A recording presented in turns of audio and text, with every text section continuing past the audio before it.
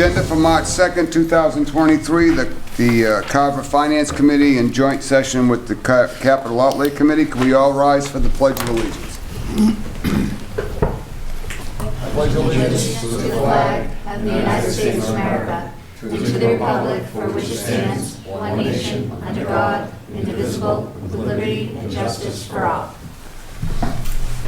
Thank you. This is being recorded by Area 58. We might even be live tonight, but I'm not sure. So at least if nothing else, it's recorded by Area 58. I assume there's no public comment since we have a packed house tonight. So, Fire Department, budget discussion, capital requests for the Town of Carver Fire Department. Welcome, Chief.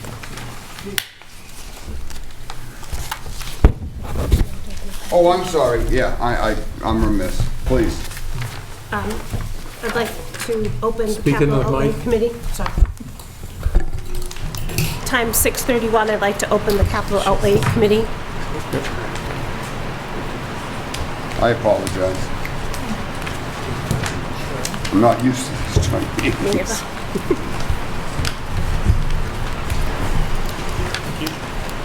As soon as we quiet down the wind tunnel, we'll invite you to give us your best.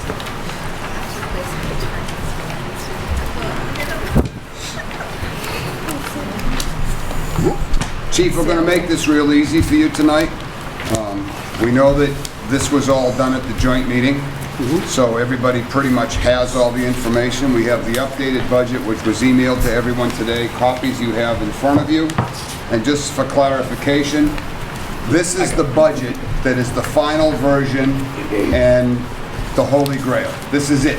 This one. That's correct. The ones that are printed in front of you, this is the budget we're working off of tonight. We will vote on tonight. This is the budget that we will vote on Monday night, and the budget we will bring to the Select Board on Tuesday night that will be included in the warrant. If you just pardon me for 1 second.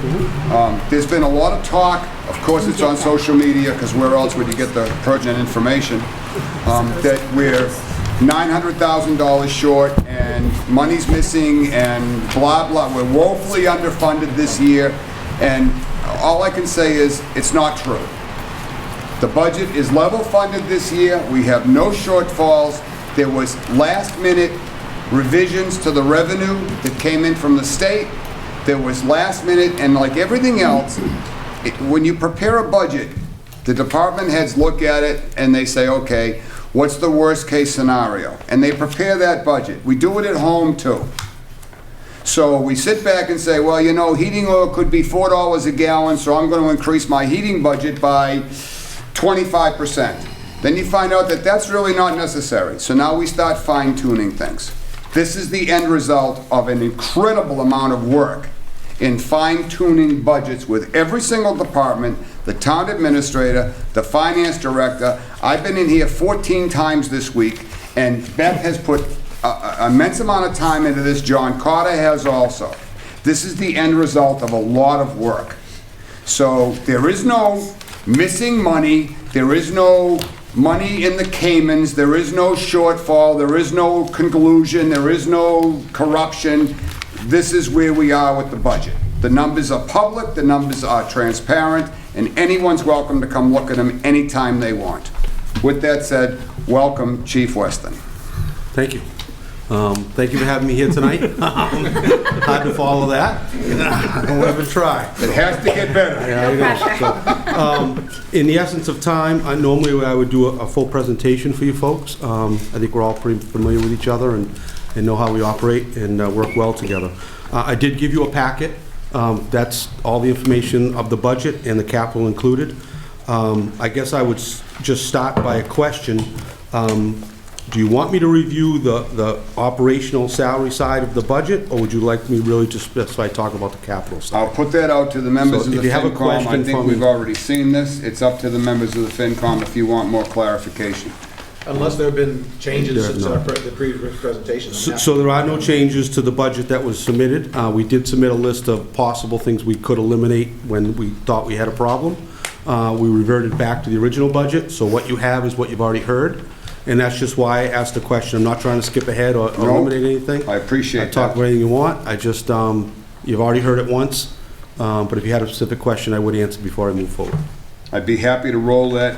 Hearing no further questions from FinCom, I'd be happy to let Capital Outlay deal with the Capital Outlay side of your budget request. Anybody on FinCom, we okay with that? Okay. Beth, it's all yours. Okay. So the first, can't hear me. I know we've already talked about a lot of these items back in January on the Saturday meeting. Sure. One of the things the Capital Outlay Committee is looking at revising the bylaw for capital outlay. So with that, there is a chance that we would like to maybe move the threshold for capital outlay from 10,000 to 20,000. We're just playing around with that when we redo it. If that happens, I want to put this out there, the $15,000 for the new hire equipments might end up being pushed over to the operating side. And I know we talked on that Saturday about some of those expenses could get moved anyways. I just wanted to put that out there tonight just to make sure we're all aware. And as we discussed, that would be fine. It always has remained in capital, and I can certainly give you reasons why. You know, it helps keep track of it, and it's kind of sacred money. If it does get moved to the operating side, as I said before, I would just request it be a certain separate account, so it doesn't get convoluted into my operating budget, which, you know, can when you're running short on funds. And then if you do decide to do that, I just asked through the town administrator and the finance director that we move that money, you know, and have a line item for my next fiscal year that I could utilize. So I'm not opposed to that. If it stays where it is, that's fine. If we move it, that's fine also. So. Okay. I know, but we're not done finalizing the bylaw, but that is something that we could be changing in there, so. I wanted to put that up there. Talking about the 15, the assistance with higher train equipment, Yeah. so that's gonna be a yearly expense? So it is a yearly expense. Every year, we try to have that funded between $15,000 and $20,000. Last year, we kind of run it as an account, which is under capital outlay. Last year, I felt we had enough money in that account. We had $6,000 or $7,000 that I could get through one more year. But I know I can't get through the next year of buying equipment for new firefighters. So it's something that has to start being funded again. We held off last year. So you would see, if it went into the operating side this year, you would see an increase in my operating, which will throw the percentages out of whack, just so you know. And then it would be asked to be put in every year. Okay. You know, from that point forward, probably. So. So are you looking at starting that in FY '24 or FY '25? 24. Yeah, 24, this current budget, okay. I think that's a great idea. I think that the cost of everything is going up, and let's face it, $10,000 in a municipal account, it's 3 windows. You know, it's not a realistic number anymore. I actually suggested to Beth today that perhaps it should even go to $25,000 because it's capital. And if it's a recurring expense, I think that regardless of the amount of money it is, it should be in the operating budget. If it's going to be a year after year after year, the capital part of the town budget is for one-time purchases. It's not for ongoing annual updates and upgrades and so forth and so on. If we're going to have it every year, then it's really part of the operating budget. Yeah, I agree with that. Could we do an increase, like a step, 15, 20, 25? That's entirely up to how they want to present it, but I think that they should probably start off at 20 and then perhaps look at going to 25. It's similar to what, you know, the reserve account for FinCom was $125,000 established, I don't know, 8 years ago or whatever it was, and that was never changed. Well, we fast forward now, and $125,000 is not what it was 8 years ago. So there's just, and you're seeing this now, Chief, with everything you buy. Yes. We spent $700,000 on the air machine, and yet if you were to buy that today, I'm willing to bet that machine's probably $800,000. Just because that's the way everything has gone. And then, of course, you spend the money today and you can't get it for a year and a half. So there's a lot of changes that have come, and that's the reason why these budgets have become so difficult to nail down, because everything is in flux. You know, and to the point now where you order something, and some of these dealerships and so forth won't even guarantee the price you ordered it at. It's subject to what the price is when it comes in. So, and that goes for everything.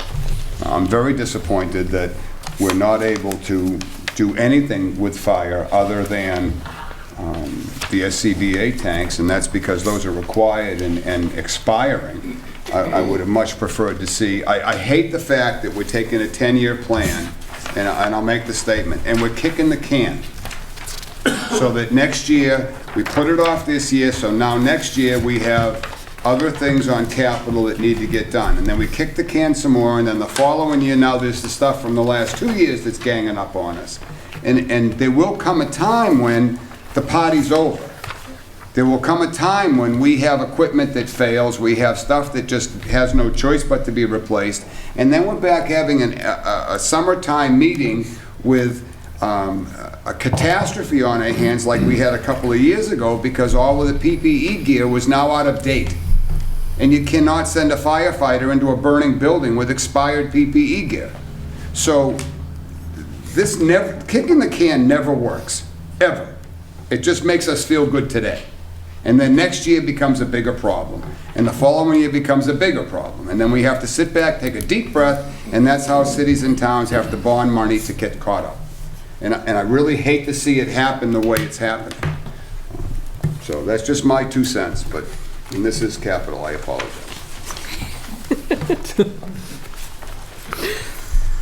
I don't think we have any other questions. Do you guys on the fire? Yeah, I Sure. got a question, Chief. Again, looking at the capital revisions we had, and you went and removed some items, where to go, to meet the numbers. But I think, I'm going by notes here, the brush breaker. Was that something that was, I think you were looking at either command car or the brush breaker. Was the brush breaker something that, if it's not this year, it's next year? Wasn't that kind of on the fence that you? Yeah, well, so a couple things. First of all, as of 1 hour ago, I received some documents that you're looking at. You're welcome. And I want to be clear, we didn't move anything, okay? We didn't move anything, okay? So we came here tonight to have a discussion. As the fire chief, I'm going to advocate that we're looking for 4 capital items, and those items we're still looking for. Those haven't changed. Those needs haven't changed. Those items includes the SCBA bottles, which are going to expire. There's no doubt about that.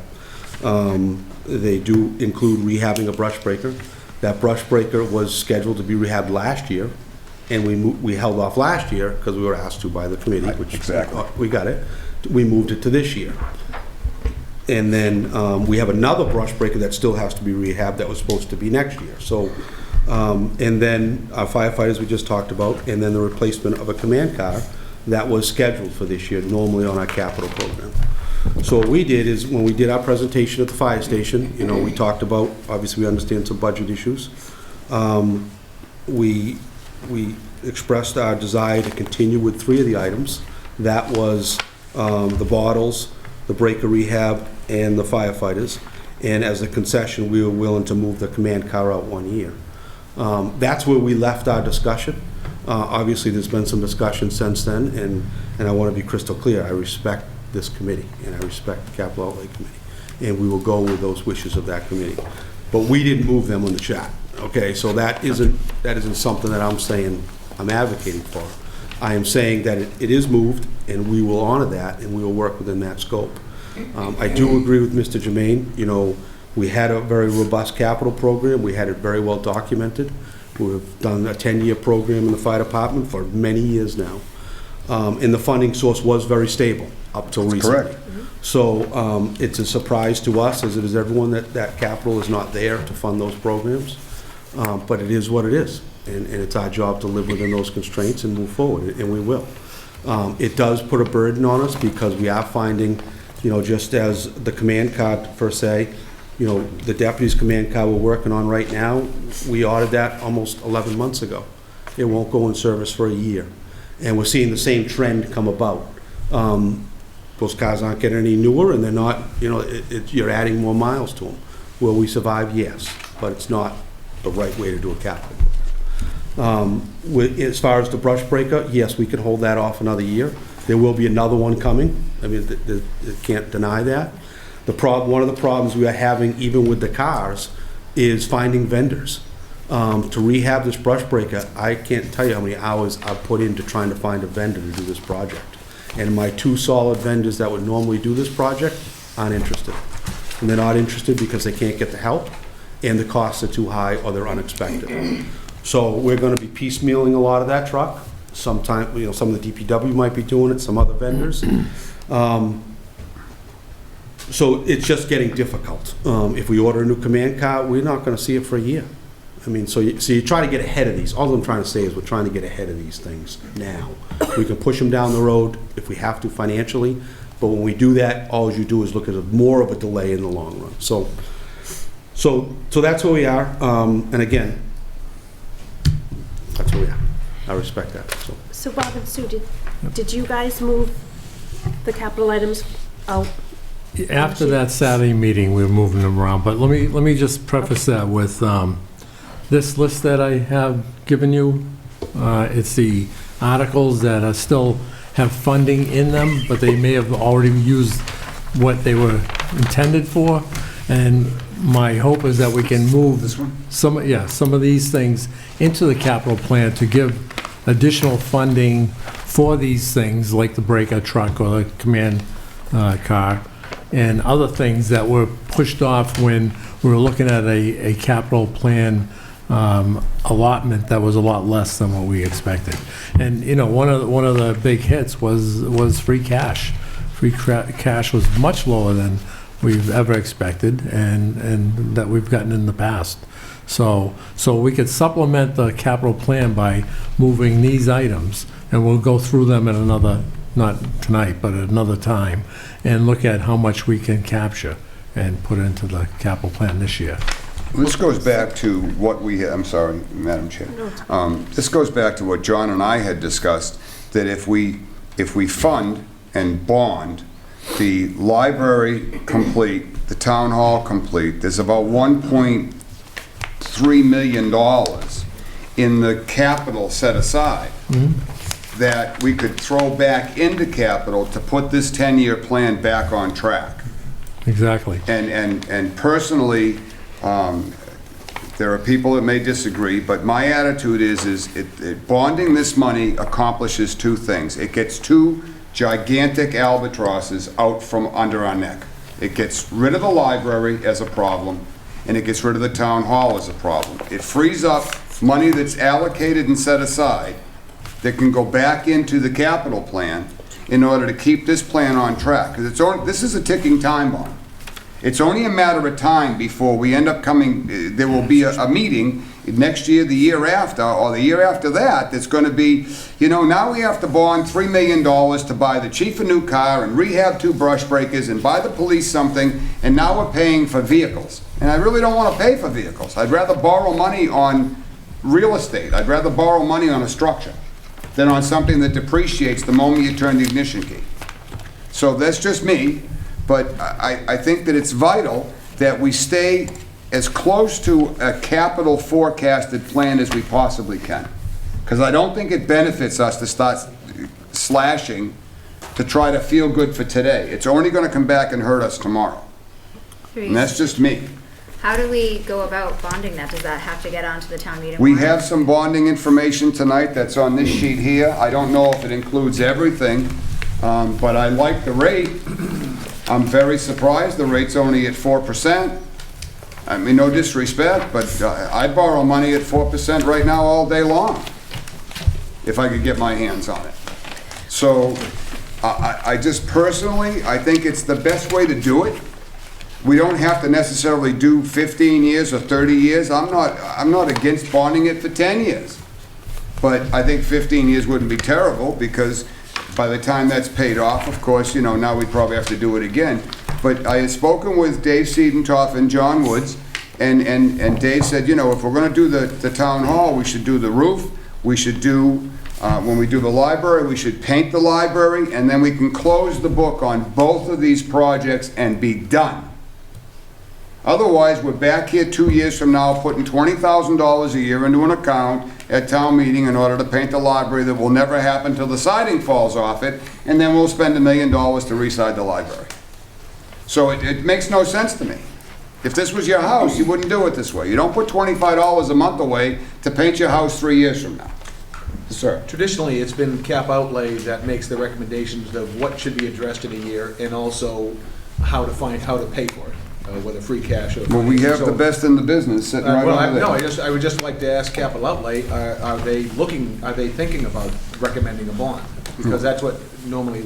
John shocked us all because he agreed with me. I think it's serious. We should seriously look at it, and we all agree. Well, because if we're gonna pull some of that stuff out, then that frees up money for some. Frees up a ton of money to keep the 10-year plan going forward. But time is running short now. Yes. Yep.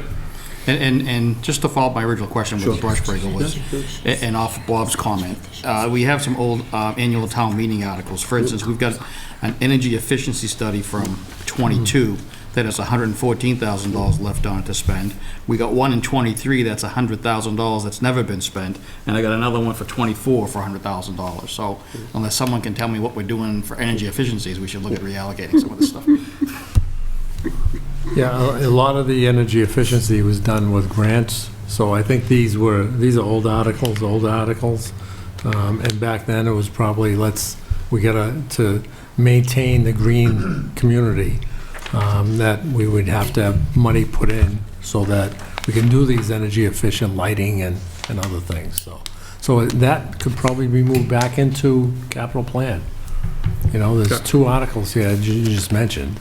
And there's also an article for health insurance reserve, Yeah. which has $250,000 in it.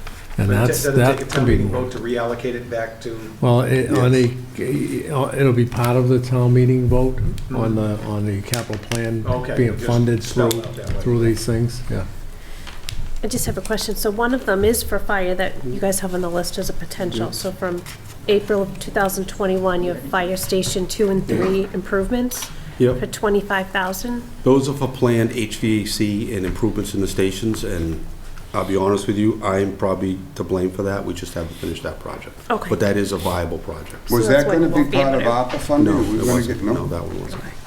I'm just wondering, like, If I could just. Before they get cut, make No, sure that's you don't fine. need 'em. If I could just comment on it, again, I saw this chart an hour ago too. Okay, I mean, I don't know why we don't. So you've had enough time. I don't know why we don't communicate better, but I just see a chart an hour ago. So there are 7 articles on there that affect public safety, some of the fire department more than other. There's certainly some of the smaller ones that, yes, we could move on from. But majority of them were still in use. So what I would ask is through the town administrator and the finance director, we have discussions on them before we present them and start having to backtrack, because when I fill out my thing every year, I do request that some of these articles stay and put. So we just gotta make sure we do that before somebody put ourselves in jeopardy, so. And that's what I was gonna say. I can speak on a couple of these. Oh, sorry. I can speak on a couple of these, but I wouldn't want to speak for the chief or for O&M or anybody else who has open articles, the school department. And Bob just mentioned a few of them, and also that first one, the project management disclosure for $85,000. That was in that was in the budget last year, but it was also on the capital bottom line plan, so it was actually funded twice. So that $85,000 is absolutely available. Okay. And so is the $250,000. So we really need to find out what is in here that is still to be used and what is in here that is not being used. And I see, aerial bucket truck replacement for O&M, we got $60,000 left over out of a $200,000 expense with $139, and I know the bucket truck's been delivered. It's got a plate on it, it's going down the street. So I'm assuming, We've perhaps already, incorrectly, Yeah. but this is leftover money. we've had that discussion. There's one thing that they're waiting on, and they do plan on turning that money over. So we may not be anywhere near in as bad a shape as we think, and this could put this back again, this could put this back in capital and keep us on track on this 10-year plan. Point of clarification, this money we can't use for this year's capital though, right? Like that 85 and that 250 No, you we just could. You mentioned? can, as long as you vote it in the warrant, that you're going to use these Source of funds. specific, reallocate these articles for capital. Okay, Right. well, that's Town good, 'cause meeting that's can vote. 335,000. Sure. But if I could just That's your say, brush breaker. on the two, but the health insurance reserve is 250, and I'm going by memory. I think that was set up because health insurance is its unknown animal. It's got this, it could be a huge increase or not really decrease. How much of an increase every single year? And it was set up, I think, was to keep the health insurance expense items leaner, but they always have people that come on, new employees, people that switch from single to family and everything else. So I think that was set up as a reserve, so when that didn't happen, it didn't shock the operating budget. So if you took money out of it, you got by that year, and then you might replenish it the following year. So I don't know if it needs to be 250. So there's already a contingency in the health insurance line item for people who are coming off and changing from family to single or vice versa. This money was, from what I've been told by Ron Griffin, is that it was set aside in case the rates went up so high that the Gateway Group couldn't afford to, or our rates would go so high that we could reduce our rates by having this money set aside. But right now, the Gateway Group has a huge reserve, over $1.5 million. So, and the rates right now are good, so we're not even using the reserve. So, And this, if you look, this is from 2017. We're going in the 7th year. It's never been used. Yeah. Right. So it's just sitting there. I think it was a good idea back then when there was double-digit inflation and insurances were going sky high. We haven't seen that. We're in the 3 to 5% range now, so it can be covered by the operating budget. Mr. Chairman? Yes, sir. Oldie but a goodie, North Carver Water District. We've got $231,000, and I thought at the last meeting there had been some discussion of that being paid by the North Carver Water District. Has that been decided not to do that? Well, North Carver's coming up in item 6 on the budget discussion, so let's get through the fire, if you don't mind, and All right. we'll deal with beating up North Carver water in a few minutes. But yes, I believe that we're going to address that Well, issue. they had an hour to look at it, so they should be good. Well, they had more time than you, Yeah, that's all. an hour and a half. What do you want, everything? So, anyway, I think that, I'm sorry, Beth, I don't mean to No. take over your capital outlay, so continue on with your capital outlay, and we'll try to behave ourselves on the FinCom side. Refresh my memory, Chief, if you may. Yep. I believe when we met on this Saturday, you said the command car would be the one that you would hold on Correct, if you had a yeah. preference. Yeah, Okay, thank you. So, and for the record, this is his car. So the brand-new car went to the deputy, and the chief will put off getting his new car now possibly till next year. So, and I said this to him candidly, I says, I thought this was a hierarchy where it flows down. Eric gets your old car and you get the brand-new one. He says, that's not how we do it. So I think that this is why I want to stay on track with the capital plan. Because we're going to blink our eyes, and Jesse's going to need a new truck. And that's not going to be a simple $85,000, $90,000 expense. That's going to be a $175,000 expense. So, kicking the can never works. Questions? I don't think so. So we're meeting again, just so you know, we're Sure. meeting again next week to do the final vote. So capital votes Yep. after we've met with everybody, because we want to make sure we have the right amount of money before we make votes for each individual department. and I moved the amounts over based on, we could go without this. If you want, I can move those amounts back in the FY24 column so that you can see exactly what's needed and work with this available money after speaking to who has something that's left available. I was that's a just better trying idea. to show, okay, so move it back. I would put everything that the fire Yeah. department's asking for right back in the capital plan, and then let's see where we are. So, not just the fire that's just department, I me. did the same thing for the school and for O&M. and Absolutely. So I can move it all back in so you can actually see And then if we what was find that there's originally money in requested. these articles that we can take back, then we can couple these with a motion at town meeting to move this money, Right. that's unnecessary, back into the capital plan to fund these projects. Instead of having to kick this can down the road. I mean, I don't know, does that make sense? No, it does.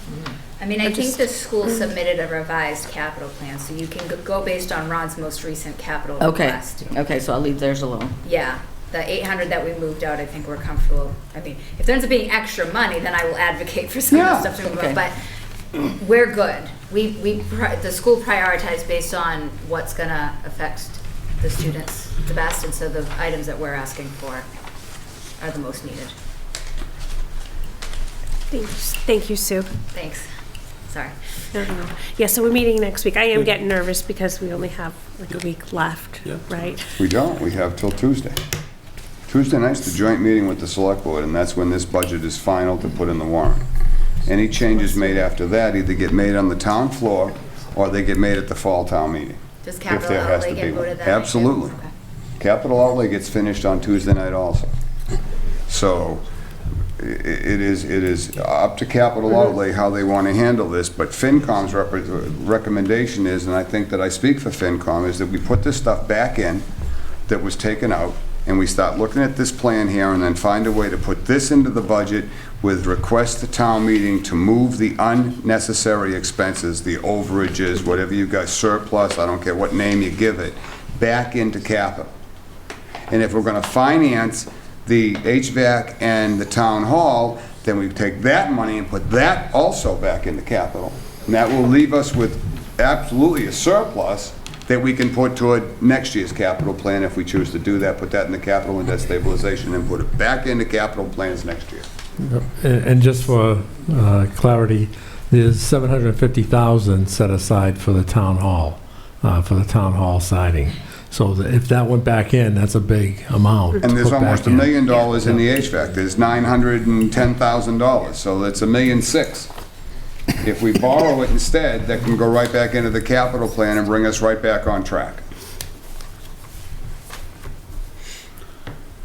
Any other questions? Not me. No, I don't think we have any other questions. Oh, sorry, I do. Should we, Wait a minute, excuse me, you said not me, that's it. should we make the, did we agree to make the move now for the new hires going into the operating budget? Just so That's up to we you look at guys. the operating budget, we can take that off. I think we should, because that is probably the way we're gonna go with the Everything's gonna be bylaw. final Tuesday night. Yeah, so Okay. we should just move it now. Chris, you're gonna add that? Can you do that, Sue? Stick that new hire. Sue? Yep, You can do that, stick that new hire into the operating budget.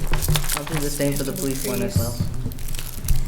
If I could just conclude, just one last thing. I don't want the capital outlay, the finance committee, to make any concessions they don't have to make, or anything. We will survive, okay? It's my job as a fire chief to advocate for what we need and stay on a plan. If we have to make concessions, that's fine. Sure. I want you to understand that, and do what the budget's gonna allow us to do. I think you're going through a good process, and I think you're gonna solve it. But there's, might be other needs out there from other departments, whether it's police, EMS, or school, or DPW, and if those are more important, and you got that item, put that in there, okay? Because we'll survive, right? Appreciate that, Chief. Okay. Yeah, thank you. Did you just have them drive by with their sirens going? I think that's my grind. That's my grind. You know what, and honestly, we're all well aware of that, and you say the same thing that Mark Zuffoli has said, you say the same thing that Tom Walsh said, the same thing that Mike Ryan said, that every other department has said. Yeah. The fact is that we don't discriminate here, and we're putting money back because we think this is a plan that is designed to keep this town on track. And if we continue to deviate from this plan, every time we deviate from it, we kick it off track. And then what happens is it compounds. And just like last year when we fiddly messed around with, let's talk about bonding, and it was only 3%, now this year it's 4%. So we're already paying a premium for that. We're losing another percent. Goodness to be that it's not 8%. So kicking the can doesn't work. You know, the ladder truck you wanted 8 years ago was $500,000. It's now close to 2. So, not that we're buying one, so don't get crazy. But this, you know what I'm saying? Nothing gets cheaper. Nothing gets cheaper. So thank you. We know you work hard on the budget. We know that the police sweats the budget. We know that every department scrutinizes and stresses and sweats over their budget. Sorry that you got the last minute stuff today, but at least we have something. It's not what I want to see repeated, but we And got again, if we it. could just have a discussion on that stuff. Yep. before we do So, something. Thank you. Thank you. Thank you. So- Thank you, folks. you guys are good with this, with them Yeah. putting it back in? Yep. How do you want to vote on the capital plan of this? Because FinCom's got to vote on recommending the We're not budget gonna, to... we're not gonna vote on the capital right now. Okay. So I need a motion from FinCom on recommending the fire department operating budget to the select board. So moved. Adding the, I would- that yeah. amount. So can we The 15,000. Do it for this, for the 818? Yes, please. Well, you're gonna add the 15 back in now. I did, Okay. yeah. So whatever that number is, So I'll second the motion for fire to be $818,261. you got that, Ash? 261. All right, so there's a motion and a second to recommend the select board the budget of $818,261. 18,261. Yeah. Is there any further discussion? All those in favor? Aye. Opposed? Carried unanimously. 800, and tell me that number one more time, please. 818,261. 818,261, thank you. And that's plus the 15,000. That includes the 15,000 in capital. Should we take another vote on the police department to add the 10,000 over in the board? We're gonna do that. They have their own, down here on number 7. Okay, I thought we voted them last. No, it's on tonight's agenda just to add that 30,000 back in, so. Okay. The next one is O&M. Mr. Woods, how are you this evening? Good evening. You got it? Hello. Good to see you. Good to see you. Good evening, everybody. For those who don't know me, John Woods, Deputy Director of Operations and Maintenance. Dave Siedentoff is snowmobiling, for the record. But I throw that out there. I should say very deservedly so. Absolutely. That better? On your budget, I think that again, this was, we came in for the joint meeting with O&M. There have been, I think, no changes to the O&M budget in the operating budget. I think that they have some things on capital that need to be addressed, but I believe their O&M budget is the same one we saw at the joint meeting on that Saturday. That's correct. So it looks to me like operations and maintenance. Hold on. Total is $1,924,110. Is that that's the number you agree with, John? That's correct. All right, so on that end of it, is there any questions on the operating budget for O&M? Tony and I were looking at the department head salary number. We assume that's Dave and John together? Yeah, and plus a new assistant John Ball. administrator that's, I believe, is Dave's associate now. maintenance, Dave's. Yeah, Dave's. Yeah, we added It's like him Dave's. last year. I have Chris Vincent on the DPW side. Yeah. John is Dave's assistant on the building So those are side. all Just together, combined, as it's opposed- just department heads. Yeah, I saw Yes. that too. It was like, oh. We thought you were making good money. I do okay. We can change that. Well, I hope you don't. Unless you want to give me a little bit more. Can I say something in this pause? That I should have said when the chief was here too. About 6 weeks ago, I had a department head meeting called in an emergency, looking at the budget with some issues with a potential deficit. And every single department head went through their budgets with a fine-tooth comb, looking for areas, whether big or small, including O&M, came back with a number of reductions, even though they said, we need this, but we can live without it at this point, if we want to give it back, if we have to give it back. Fortunately, through the process, the revenues came in, and we were able to refund all the departments back to what originally we had them at. So, and I want to thank all department heads for doing that. I mean, they all pulled forward, knowing that they were cutting potentially their own department to help the other departments. And certain departments you couldn't cut, like veterans. I mean, the shoestring budgets, there just was no money there to cut. So I want to thank all the department heads for doing that. And I wanted to get that out there. I should have said it when the chief was here too, because they came forward. And you hate to have public safety talking about cutting certain things, because that's an issue that could haunt you later, so, but thank you. No, thank you, and I think that's important. What Robert said is that I know a lot of other people that work for different towns and departments do not get along like they do in this town. It's you know, true. police, fire, EMS. It's just, it's a joy to work. I've been here 26 years, and, you know, I love coming to work every day. So I know for a fact that I was there when Dave Siedentoff walked in the room and said we could cut X amount of dollars out of the budget, and he had no problem with it. So John's absolutely right. Unlike in a previous lifetime, perhaps within this town, where you might have an administrator call a meeting, and he walks in and he says, okay, everybody cut your budget by 8%, I'll see you later, and walk out the door. That wasn't the case in how this was done here. He walked in and said, see what you can do. So that, again, you know, you can't take and cut 10% out of a veterans budget. You can't cut 10% out of a police budget without laying off people. So you can't just take a number and start cutting. It doesn't work that way.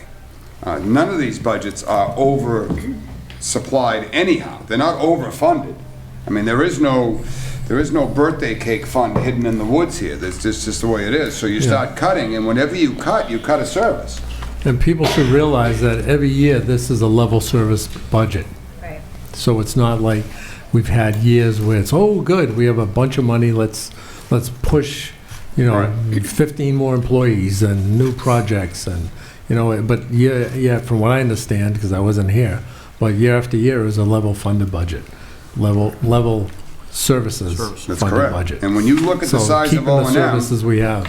and you look at 6 DPW employees, am I correct? roughly, yes. Yep. 6. Yep. So on a town this size, just go by the summer help, they get a couple of kids from the summertime, but there are 6 full-time DPW workers that work in this town. 6 guys on the road. We have 2 mechanics, Yeah. but 6 guys on the road. 6 yes. guys on the road. So that's I've seen 6 guys on the sidewalk in Weymouth sweeping a sidewalk once upon a time. One of them was in a pickup truck, he was a supervisor. 2 other guys were shovel workers, 2 other guys were broom sweepers, and one other guy was walking with his hands behind his back. I don't know what the hell he was doing. So this is pretty good. Yeah. So- And also, for those of you who don't know, 6 of them, including 7, including myself, are also called firefighters for the town also. So, anyway, anybody else have a question about the O&M operating side of the budget? I got one. You're not on FinCom, but go When ahead. it comes to us. It's all right, John. Yep. Landfill engineering. Looks like we spent about 60,000 in '22. You got, say you had, on the original budget, you had 60. You're going to 130 in 2024. Is there something unusual going on in landfill and engineering? I will be totally honest with you. I've never used that account, so I don't even know what that is, to be quite honest with you. Where are you getting that off of, John? It's the last line. The last line item in operations and maintenance. It's actually a 439. I believe that's So, yep, I so believe Oh, that's I do know testing what that is. for the landfill.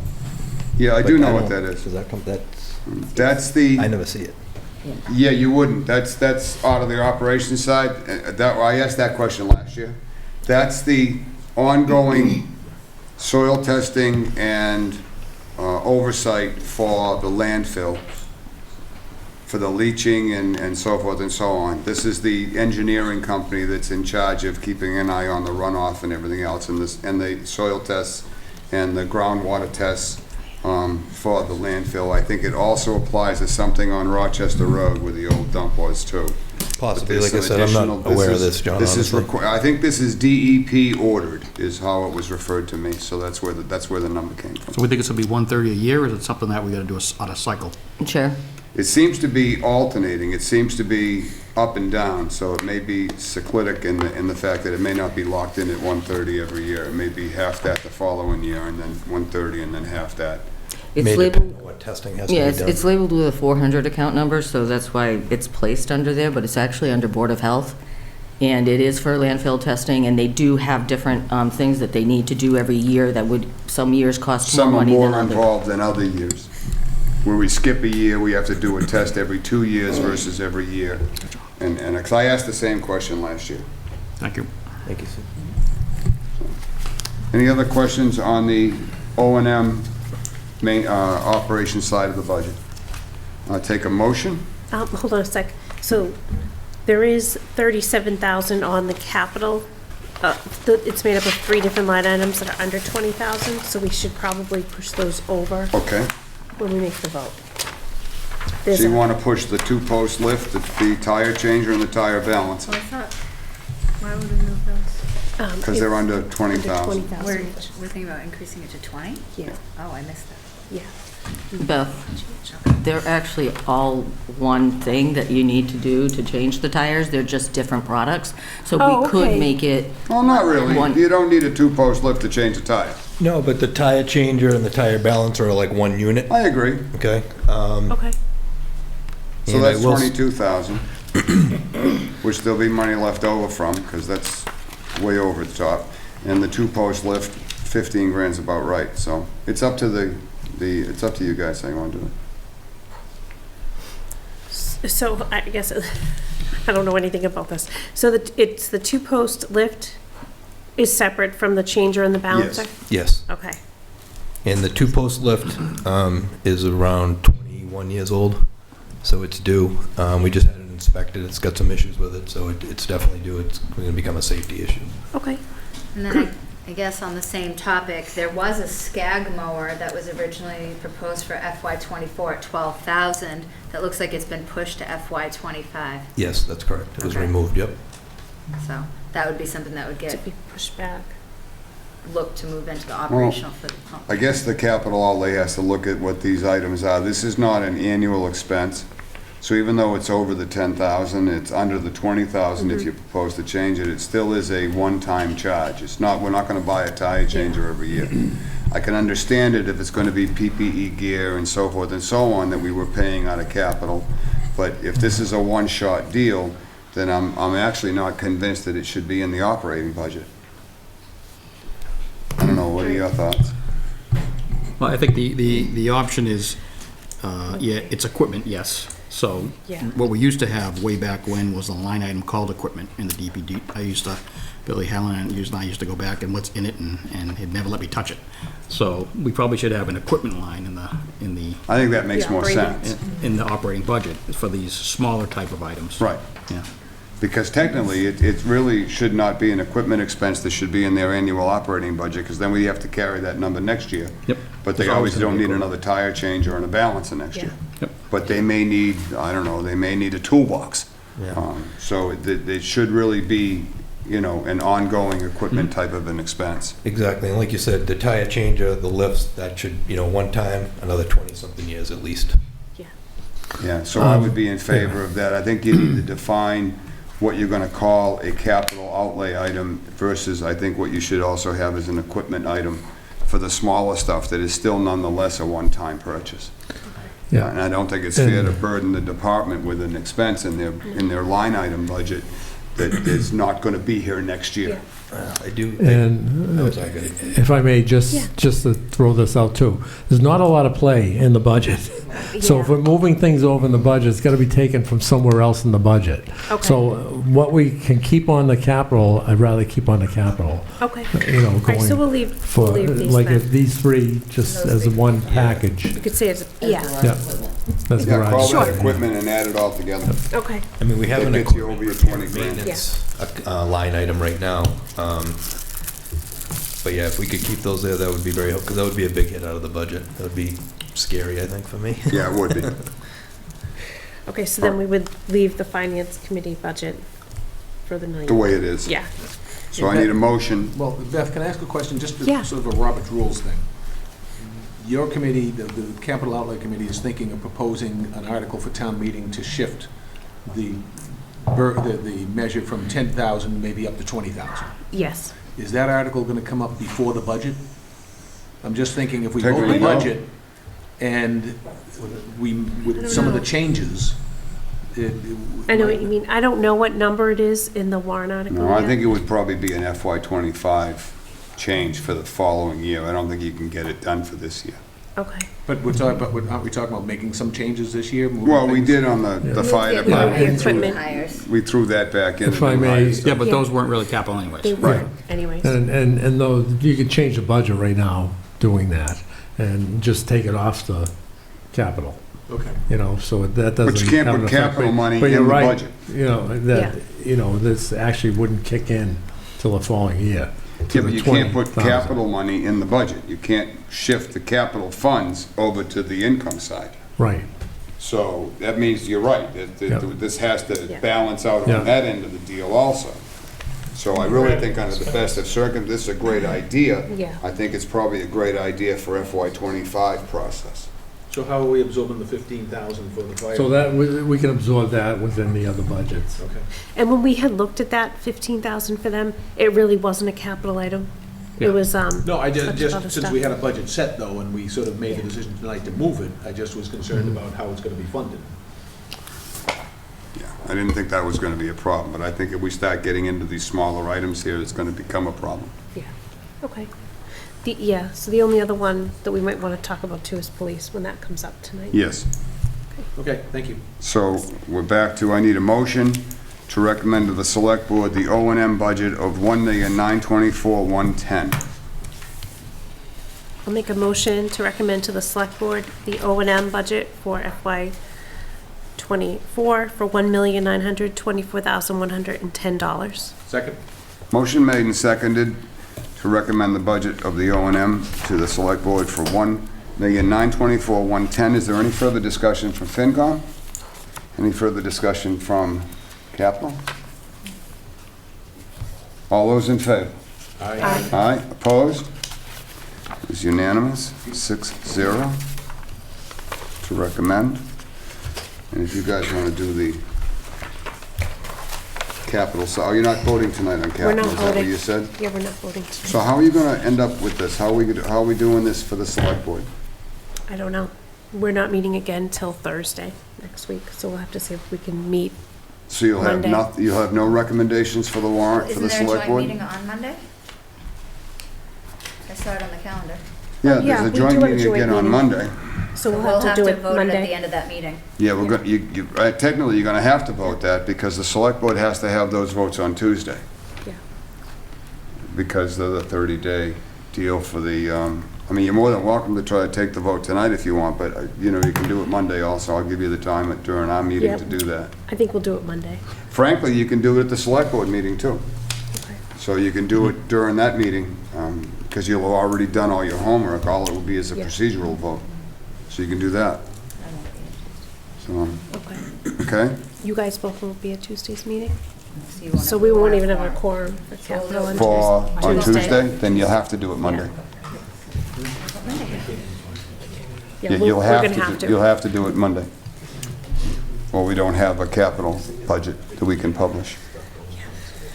All right, anybody else on O&M? We all good? John, thank you. All right, I thank you. appreciate it. Thank you. EMS. Hi, Mike. Yours is the easiest one of all, Thanks, John. because it's not our money. Which is the best kind of budget to have. Great, exactly. Makes it life a little bit easier. So, there's been no changes since our last time we met. Yep. So, for EMS, everybody's well aware of how EMS works. They're all self-funded. I'd like to see a motion made. We're gonna make this real easy because he's already come before us with actually a nicer handout than we got out of the police department, but I won't say that. Just find your line item here. Can't find it either. He's not in the actual budget. I'm sorry? He's not in the actual budget because he's an enterprise fund. So if I had him in here, it would inflate the expenditures for the general fund. Can I have a number? For a 240, So the what's the account? operating account is 144, 145. Can I ask a question about that? Yes? So if we don't have them in here, do we have the revenue still counted? Yeah. No, because it's their revenue. I If know, you but on the look, he's revenue above, their budget is above the line on the That's right. worksheet. So that's what he asked for, that's what they're getting. And so it's, if I put it in here, it's going to overinflate the expenditures. And it's going to take away from our revenues because if we, you pointed it out to me at the last meeting. Yeah. Why is this 905 or 950, 950,000 over here as a revenue source, and it shouldn't have been because he's all Okay. by himself. All right, good. So that's actually what I was thinking of, is Yes. that big schedule, if we had it up there. Okay. All right. Well, yeah, technically, FinCom's approval of this is not necessary anyway, because it is a self-funded account. The only reason that I've invited Mike here tonight is because he has something on the capital plan, which I'm sorry to tell you, apparently isn't gonna get voted on either. So it's nice of you to stop in, we appreciate it. Well, I do have a question though, because it's to replace car 3, and Yep. it was originally on for 38, and now it says 30,000 with an asterisk, so what does that mean? The 38 was a typo. It's always been 30,000. The Oh. asterisk is that it's being funded out of the ambulance fund. Out of the So what? although, if you do the totals, it totals up for the entire capital purchases for FY '24, $30,000 will be coming from the ambulance fund transfer to pay for this capital project. So it'll be refunded after So in the other fact. words, So it's our preliminary, we have to pay it out, and then we'll get it. So It'll get voted in at town meeting to be Right, it's all your transferred. money. It's all your money. Yes. Yeah, so at town meeting, it'll be voted to get the transfer, not only the monetary amount for the budget to be transferred from the ambulance reserve fund over to pay for the FY '24, but also the $30,000 for the capital expense will also get transferred voted to be transferred at the same time. Oh, okay, great, so this doesn't actually. It doesn't So- count in the bottom. Perfect. Procedurally, then, we can just simply vote to recommend their budget to the select board, and, because it's all self-funded. Yeah. It doesn't really involve FinCom, we don't cut their budget, we don't scrutinize their budget. I'm not even sure we need to vote on their budget. I thought we had to have you come in tonight to get an okay from capital, I wouldn't have dragged you I mean, in. they can okay me, because my money's not coming out of the capital outlay. Yeah, so you don't even have a capital request. You're good, Mike. So you don't need to know how much money's in capital, because it's not coming from that. It's great to see you. Do we want, You're looking good, buddy. do we just want to codify the budget? I mean, it's entirely up to this board. I thought last year we still have voted oversight. on it. We still can ask questions about how the money's being expended. Can you have any? But no. Well, Yes, How many Band-Aids did we buy? No, I'm just sorry. curious, do you ever come up with a surplus? So there are. Actually, so we did last year. Most years we do turn back from the previous year. Last year, we actually did bring in more than we expended, but then we lost some of that when we transferred money out to pay for the new ambulance. I will note that the new ambulance is listed on the not allocated yet, but it's because the ambulance is still in the process of being manufactured, and at this time, the delivery date is still up in the air because we still don't have a chassis. So same thing as with vehicle delay and everything, we had put in for a 2023 E450 Ford chassis, and they get so many orders that they didn't have time to fulfill a lot of them, and that bumped ours now to a 2024 chassis. So we were still working out some of the numbers with the manufacturer of what that is going to cost. Because of course So they didn't guarantee those numbers either. no, of course they wouldn't. So they wouldn't guarantee it. So, but you know, we have a very good working relationship with the vendor. This will be the, I don't know, 6th, 7th ambulance we bought from them. So it's a family-run company. So we have a very good working relationship with them. They understand how we do our things, that we're not flush with money like some towns are, that, you know, we're self-sufficient. We try to keep it that way. So they'll work with us to get that money down, give us maybe a little bit better deal on our trade-in, because we'll be trading in an ambulance when it comes in. But right now, we're not expecting to see that new ambulance till probably the fall at this point, because it takes at least 6 months to build a truck, and they don't even have the chassis at the manufacturer site yet. So, but yeah, there are times when the money we do have more money, but we just leave it in a fund for later on, so that we do have something. Like I said, the last ambulance we bought in 2018, we took the entire money to buy it out of the ambulance reserve fund, and did not have to borrow any. This time around, we took 160 out of the ambulance reserve fund, and we borrowed 100,000 from capital, and we're going to be paying back $20,000 every year for the next 5 years till we pay that back. So we certainly can take a vote to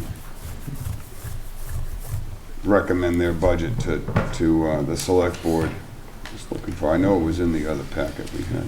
And currently our receipts are coming in higher than they did last year at this time, and higher than the year before. We have been busier. It's just calls keep increasing. The one thing that we get hit with is the number of fixed billing that we must do for Mass Health and Medicaid, Right. Medicare patients. They have a contracted rate, so no matter how much we bill, they're billed at a set rate, and it's normally significantly less. It's normally 20% of what we normally charge is what they're willing to pay, anywhere from 18 to 20% for these. So having 82% of our transports being those leaves 18% that we can fully bill. So that does cause, I mean, if we look at the numbers, we should be bringing in almost $2.5 million a year, and we're bringing in $800,000 to $900,000 a year. This year, it's projected we'll bring in more than last year, and last year we brought in $935,000. So this year we're projected to bring in at more, and that should cover our operating and salary. And not only that, we'll be turning money back in at the end of the year that we didn't spend this year, and we don't have any really big capital expenses. So are we at the 953, 485, or are we at the 165, 176?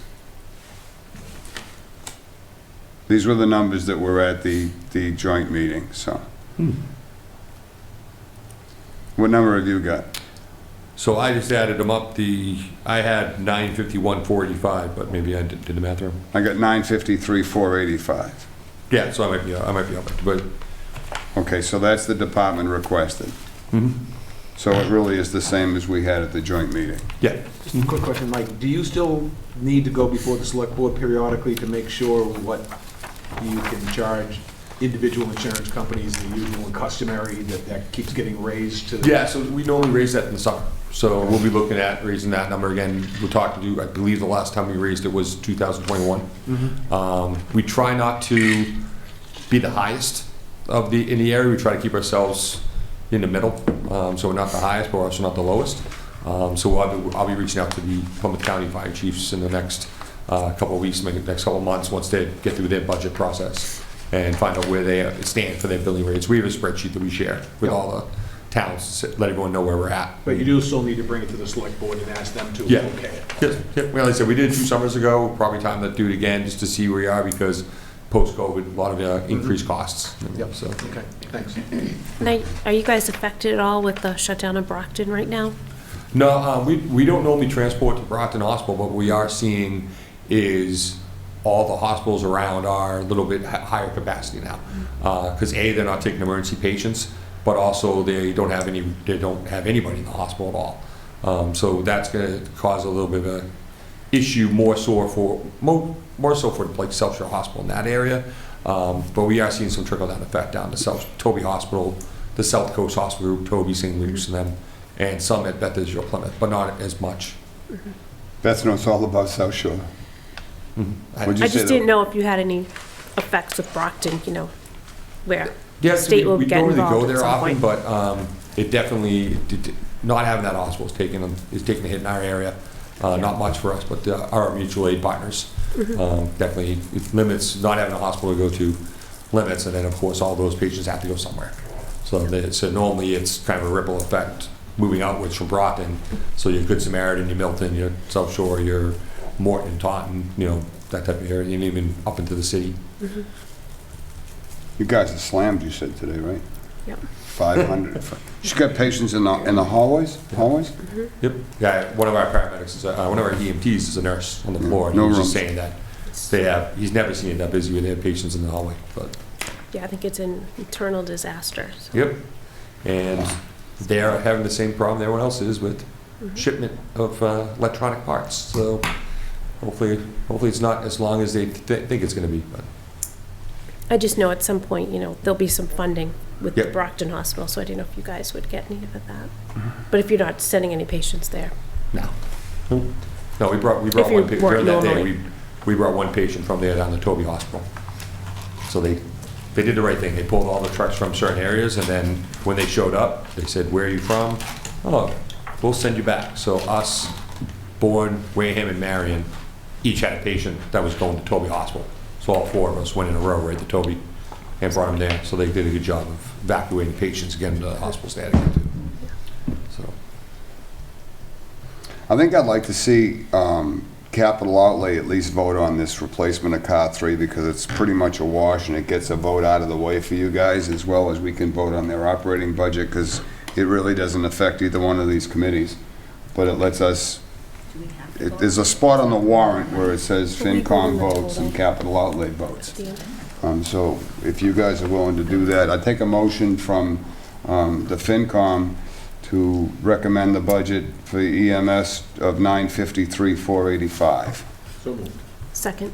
Motion made and seconded to recommend the budget to the Select Board for the warrant for $953,485. Any further discussion? All those in favor? Aye. Aye. Opposed?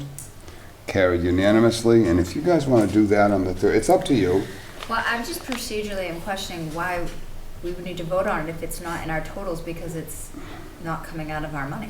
Yeah, but it's still in the capital plan, so it just lets the Select Board know that the capital, they looked at it and said okey dokey. Okay. That's all. It's more procedural than anything else. It eliminates a question coming off the Select Board. Given that there's a member of the Select Board here that probably will eliminate it anyway, but, you know. Would anyone like to make a motion? I'll make a motion to approve the line item for $30,000 to replace car 3 for EMS, with the disclosure that that is being funded out of the ambulance fund. Second. Okay, so moved. All those in favor? Aye. All right. Here you go. See how easy that is? Thanks for fine. coming in. Sorry to drag you in, but trying to get this done. Can't drag me anywhere. Next up is the North Carver Water District. Gentlemen, sorry to keep you so long. Come on down.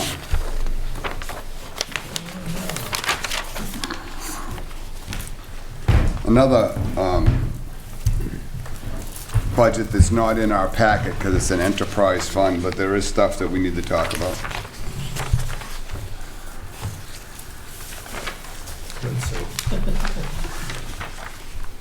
So, I guess I have to start off by asking, what's in your checking account right now, Sue? $707,000.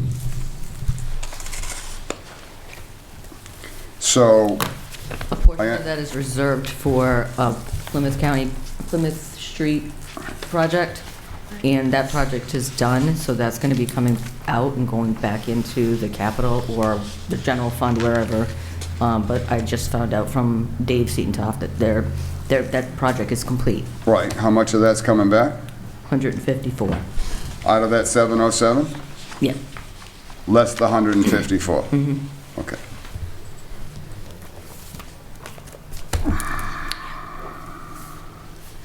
So you're telling me we're at 543? Yep, about that. Okay. And out of the 543, I understand that the 220 for the filters is being returned? That's correct. We take the 220 out of there, and now we're down to 323. Okay, well, that kind of shoots me in the head for asking you guys to pay the 231 in the debt this year. And that's where this was headed. What's the future? What do you see North Carver Water District? You want the truth? Yes, I do, Mike, and I know that's why I'm glad you're here, because I know you'll give it to us. Okay. First of all, I'm Mike Palmieri. I'm one of the water commissioners. I don't think I've met most of the people in this room. Some I have.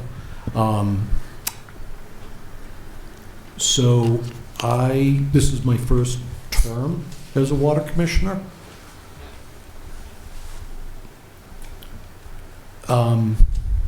I have a lot I'd like to say, but I don't want to take up too much of your time.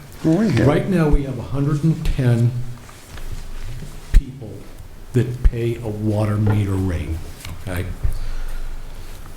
We take in, what was it, about $121,000 in receipts this year? In revenues so far, 340. 340? Mhm. Okay. This year? Correct. Okay. And is that with the credits from the... The solar? Solar and all No, that? that has not been applied Okay, yet. all right. So,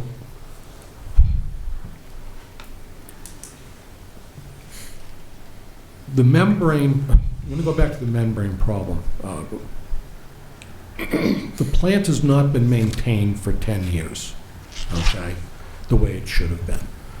The membranes that we're replacing, that we're going to be giving the town back money from the ARPA funds we borrowed, they should have been replaced 3 or 4 years ago, okay? They were 10-year membrane, but due to the high iron and manganese content in the town, anyone's well, it doesn't matter where it is, how deep it is, the designer and the builder of the plant said that they should have been changed in about 7 years. We waited till, I think, 11 or 12. Of course we did. We got that. We also have other maintenance we're doing while this outage is occurring. That's why we're not back up and running. We had to replace a blower motor that runs the pumps.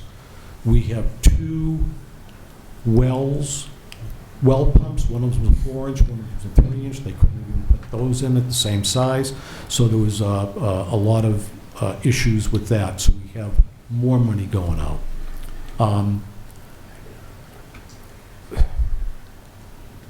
That's just the beginning of it. We don't have a water tank. We don't have pressure. We don't have chlorination. So there's a lot of issues with the plant. So to answer your question, I don't see the condition of the North Carver Water District in the future, as it is now, too strong. So this brings us to the next question. Obviously, it's a question that I know, I think I know the answer to, because my son is in Middleborough.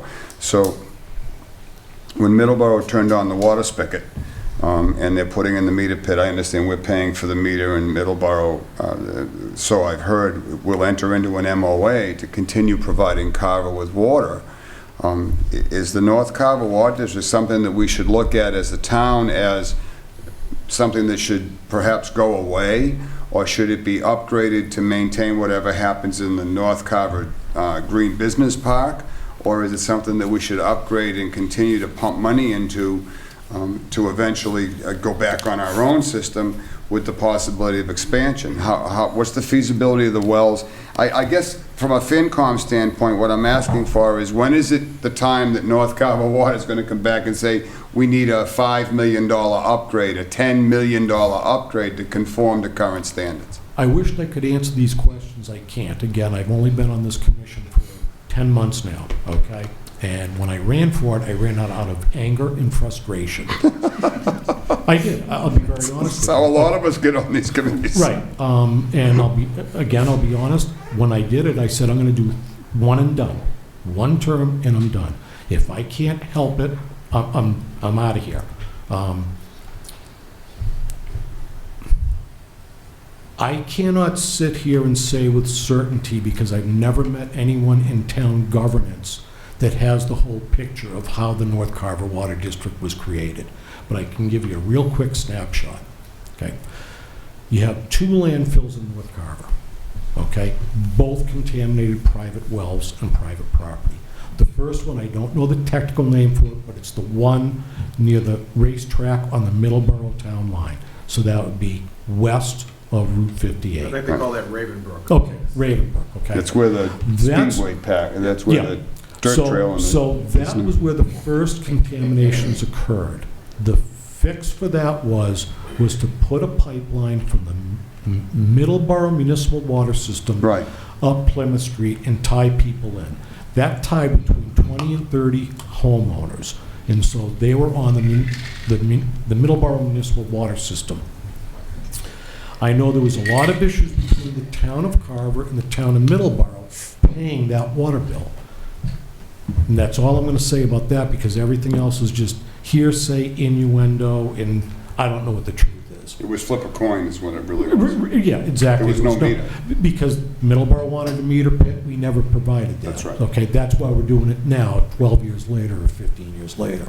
Okay, so now you fast forward, Middleborough wanted to stop being our water department. And the town scrambled, what are we going to do? So around 2008 and 2010, the North Carver Water District was created, and they decided that the town collectively built the water plant. Okay? That's when I moved to town, was 2010. That was a huge hot button topic in town. It also, at that point, was the creation of the, what was it? We were talking, The development up north. the urban renewal plan. Oh, the okay? URP, yeah. Okay, and remember, the big three? Yeah. They're gonna come and they're gonna build a water tower and they're gonna pay for all this. That was back then. Yeah, that was 2010. Yep. Never occurred. The first person my wife met when we moved to Carver in 2010, she found a hairdresser. And she lived on Plymouth Street on the west side of 58. Yeah, west of 58. At that time, the town / North Carver Water District was trying to slam people with $60,000, $70,000, and $80,000 betterment payments to pay for the bond for that plant. And ladies and gentlemen, that is why you have been paying that bond payment ever since. Because the North Carver Water District back then, with 30 or 40 customers, could never generate the money to pay those bonds. I can just add to that, having been at the town meeting when we created. This is North your Carver. fault, right?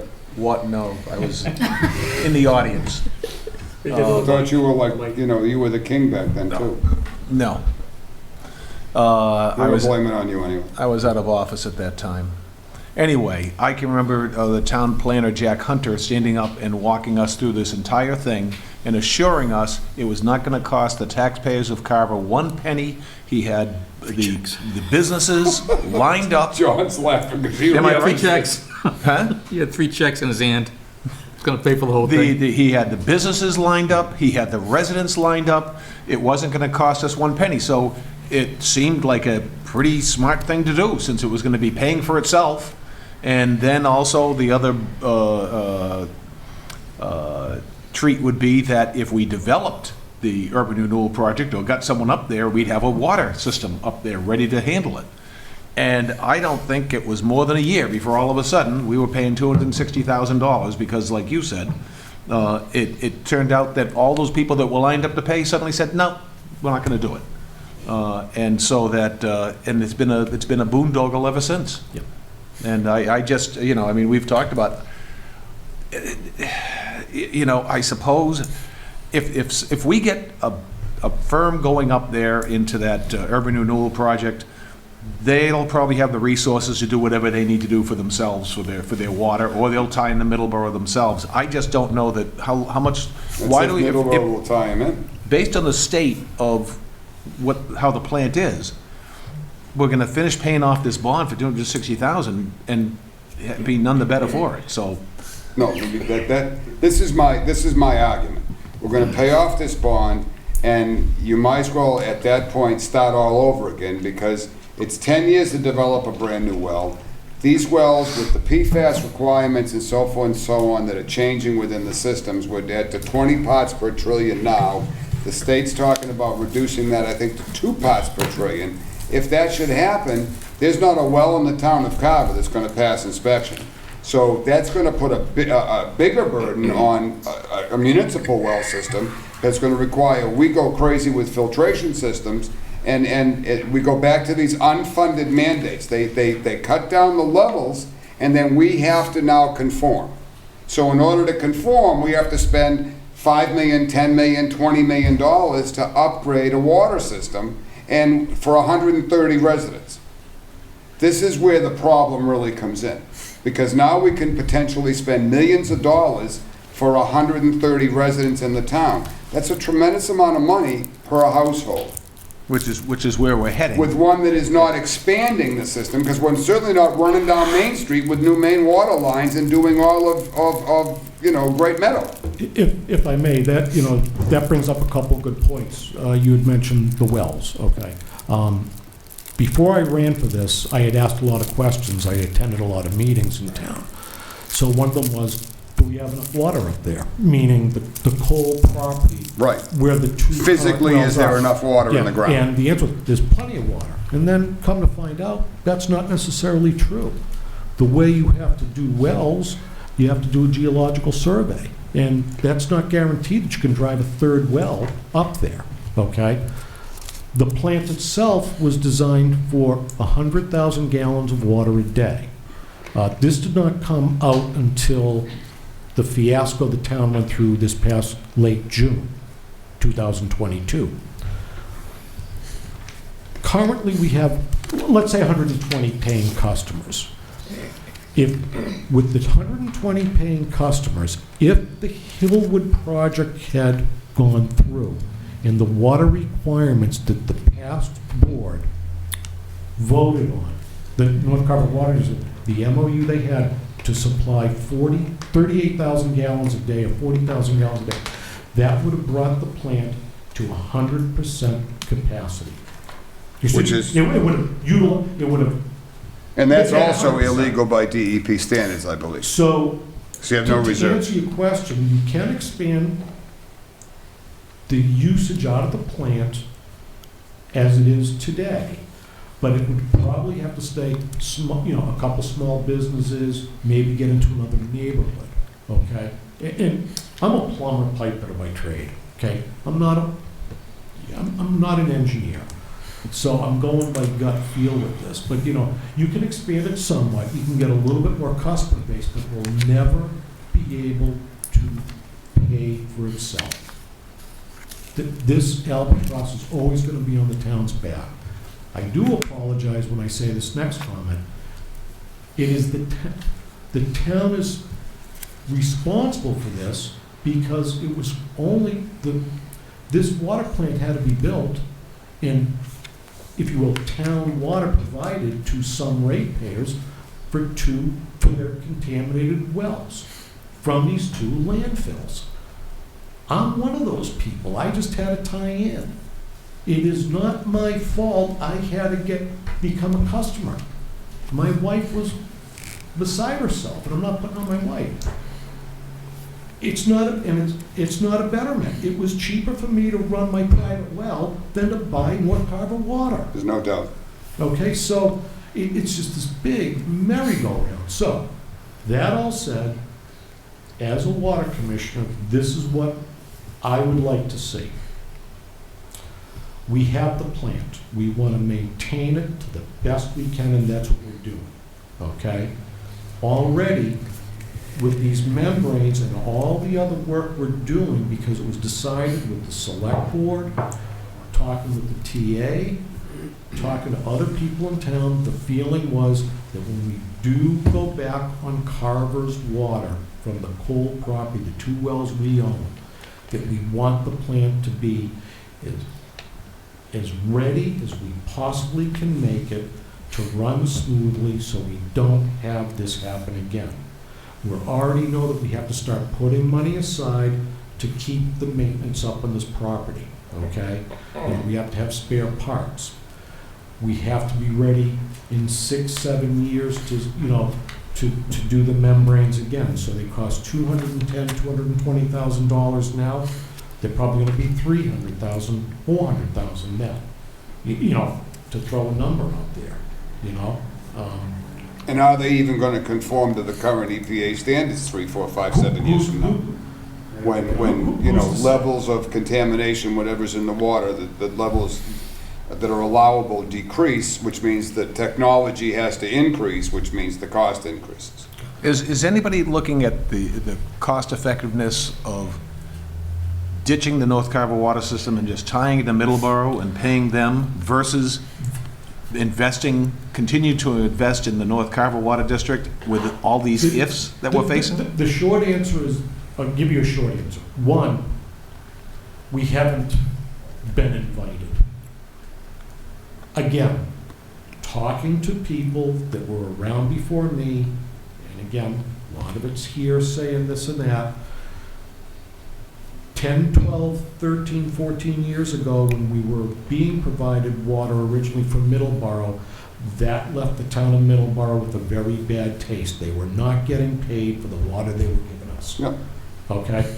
So that is up to people above me that's a part-time, do-it-for-nothing person to figure that one out. Okay? We've not been invited. Even our contracts that we sign with small water systems, we're not even invited at the table to negotiate that contract. We haven't in the past, not since 2018. A past town administrator said, we'll let someone else do that for you. Can I ask a question? Of course. Are we currently getting water from Middleborough in how many homes? We are getting water from Middleborough. We have since end of June, beginning of July, 2022.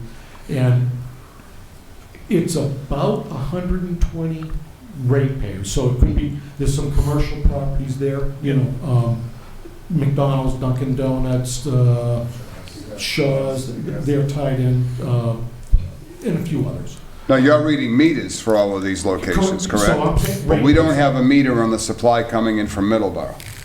There is a meter pit being put in, and I understand we're going to be paying for that meter installation. And if I may to that one, that was promised by a joint select board and the North Carver Water District. We will pay for it. It was never said, who's going to pay for it? Is the North Carver Water District going to do it?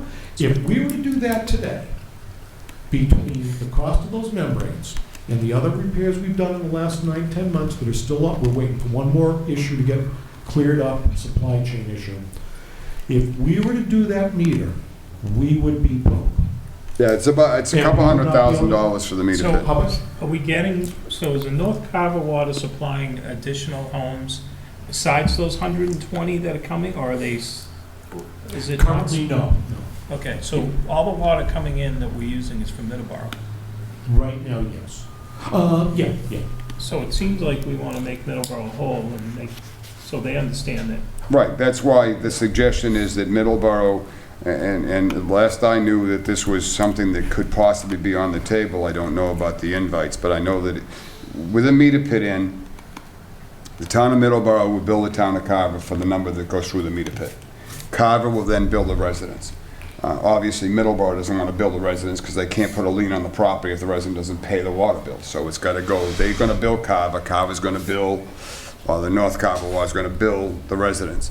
And I jokingly said to Eric, I says, the North Carver Water District just needs to go away. Because it's a hole in the ground we're just going to continue to pump money into. And the only problem with that scenario, and I'm certainly not involved in North Carver Water, nor am I involved in Middleborough, but is who's going to hook up and provide water to the URP, that urban project. If it goes in there and it's, God forbid, housing or some commercial development that's going to require a tremendous amount of water, Middleborough might sit back and say, hey, wait a minute. We're not going to give you that much water so you can go ahead and build this project. So there may be a very definite need for the North Carver Water District to supply just the URP, but that's an even bigger hole in the ground unless whatever goes in up there wants to fund this. And if I may, I'm not going to speak for Middleborough. I can't. I can barely speak for the North Carver Water District because God just started this, That all said, when we started getting Middleborough water this past summer, it was made very clear Middleborough is having a tough time providing their own residents with water because they've lost a well, and I think they also had some issues with one of their pump stations. Yeah, the one beside the YMCA, but that's been corrected and they've upgraded the filtrations on it. So but that's you know what I'm saying? So but you're they right. have a hard time. Oh, yeah. Every municipality right And now they got a has lot of hard time. new stuff going on in Middleborough too that's going to require water demands. So, that's why I say we've not been invited to the party.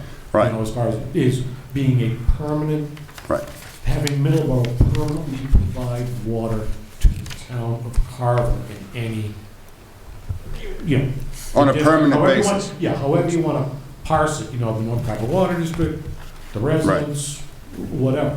And this is the price that we're paying for the lack of forethought of our forefathers previously. Now, I'm gonna throw an idea out there just so people have it in the back of their head for 3, 4, 5 years down the road. Yeah, what the heck? I mean, worst I can do is quit or get fired at this stage. All of us. We do have 2 wells that do produce water, okay, and they produce 100,000 gallons plus. Actually, the wells will produce more water than the plant can treat. If we were to get water from the town of Middleborough on a permanent basis, there would be a cost to it, and it would be a very expensive cost. You could then take those wells that are on that coal property and pipe it back to Middleborough in the raw and have them treated. And that does occur, towns sharing wells, especially nowadays with contaminated wells being, I'm not. That's a novel idea. And it's just an idea, again, that's the plumber pipe fitter in me. That's what I do, is build stuff. I don't finance it. Give me a blueprint, I'll build it there.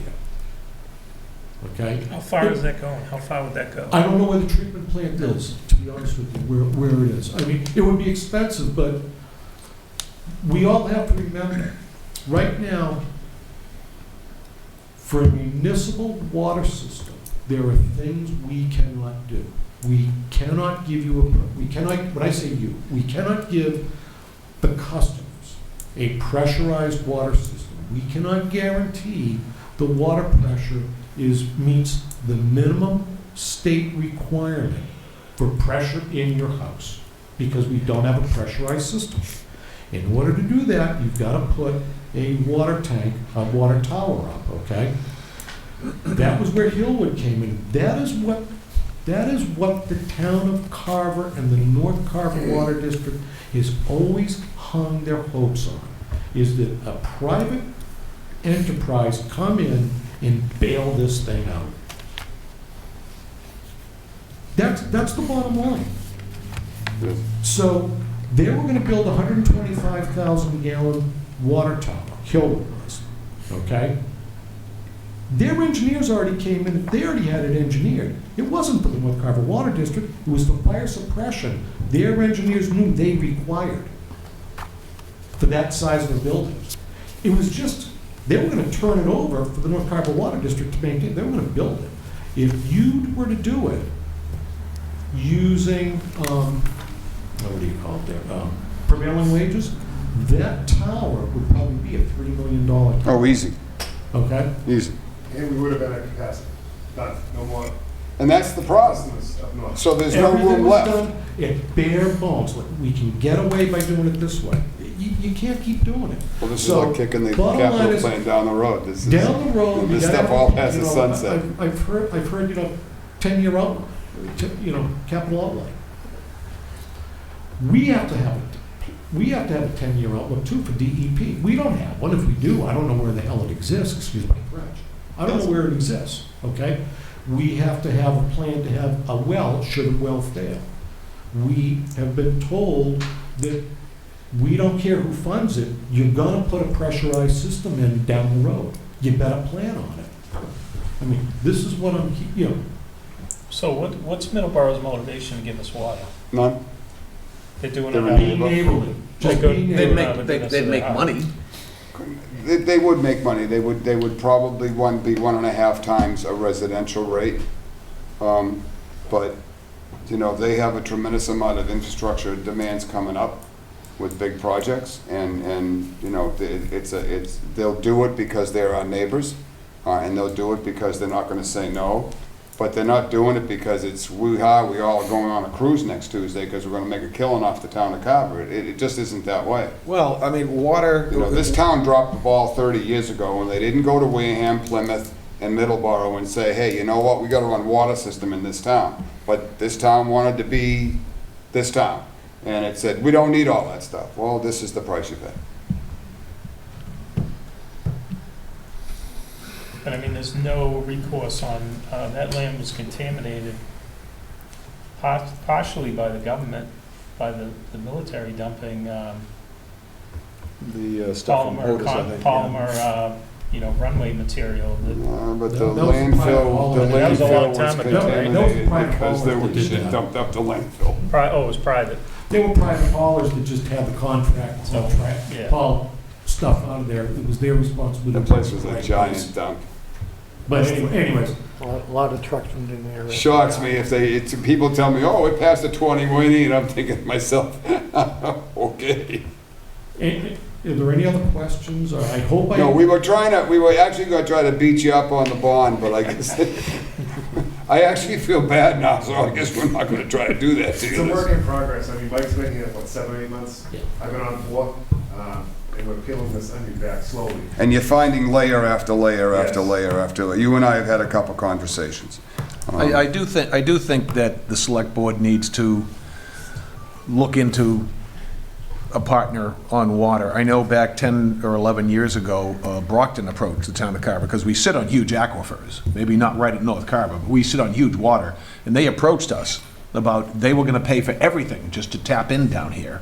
And there are some towns that make money off of selling the water that runs underneath them. That's right.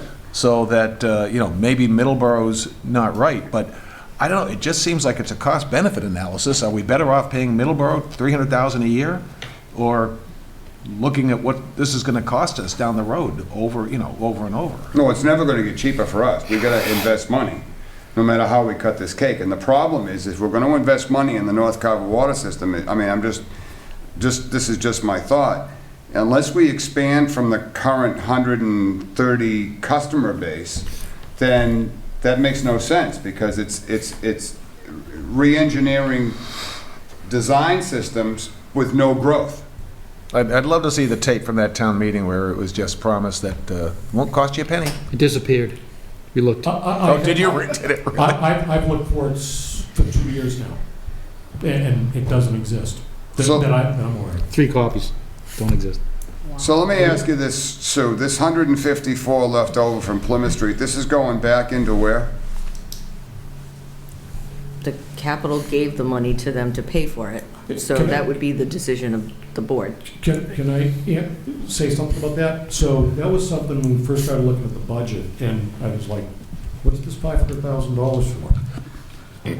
That was the money that the town funded to do the Plymouth Street water main expansion. The North Carver Water District, in defense of the district, we never had anything to do with that project. It was just a placeholder of money there. That was the town, the select board that was responsible for that. But that money's still in your budget. But it is, but it was like a placeholder, because it was never we never used it. Right, it's a number on a piece of paper, but it's tied into your account. So, Right, but I question, it should never Right. have been, because we had nothing to do with that project. but it had to have something to do with North Carver Water, because it was the water line, it was to expand the water line for North Carver Water onto Plymouth Street. So that's why they tied it in with the North Carver. It was not. It was for to the residents of Plymouth Street because of the contamination. I understand that, but they were gonna get piped water from the North Carver Water It District. wasn't anything to do with us until you turned the water on to that. That's right, person. but they needed a place to, That's what I'm saying, it was a. right, they needed a placeholder to put It the, truly wasn't anything to do with our budget, it was just a Right. place to put that Right. money to account for. it. North Carver Water District did not fund the project to put water on the street. That was a town expense. And it was Right, so that's why funded it's going. through. That's why North Carver. it really, in my simplistic mind, you cannot use it to be money in and money out of the district. It was No, just you a can't. place. Yeah. That's why I'm asking Sue what we can do with it. So town meeting would put it back in capital, Yes. so that would be a return like the other stuff that we've got in Correct. capital. Completed projects. Correct. So it really drops them down in, after they give back the 220 for the membrane, am I correct? It leaves them with about a $320,000 balance in their operating account. Correct. And I don't see how we can sit back and say, well, let's grab the 231,000. No, we and were leave them looking at it bankrupt. that they had 700 and something, and Right. why aren't they paying for it? If I may, one other We thing to can't. that, so like, one of the added costs that we're gonna have to look at now is a municipal water system should be flushed twice a year. At best, we've done it once a year, okay? You can't, in the past, we've relied on Middleborough to flush our system for us, because we don't generate the volume and pressure to do it. Right. One of the things we found out through this fiasco, starting in June 2022, is all our pipe is ductile and cast iron. Middleborough uses a chlorinated water treatment system. The chlorine in the water has a chemical reaction with the cast iron pipe, so that it gives you cloudy water over and above the stirring up the sediment in the pipe.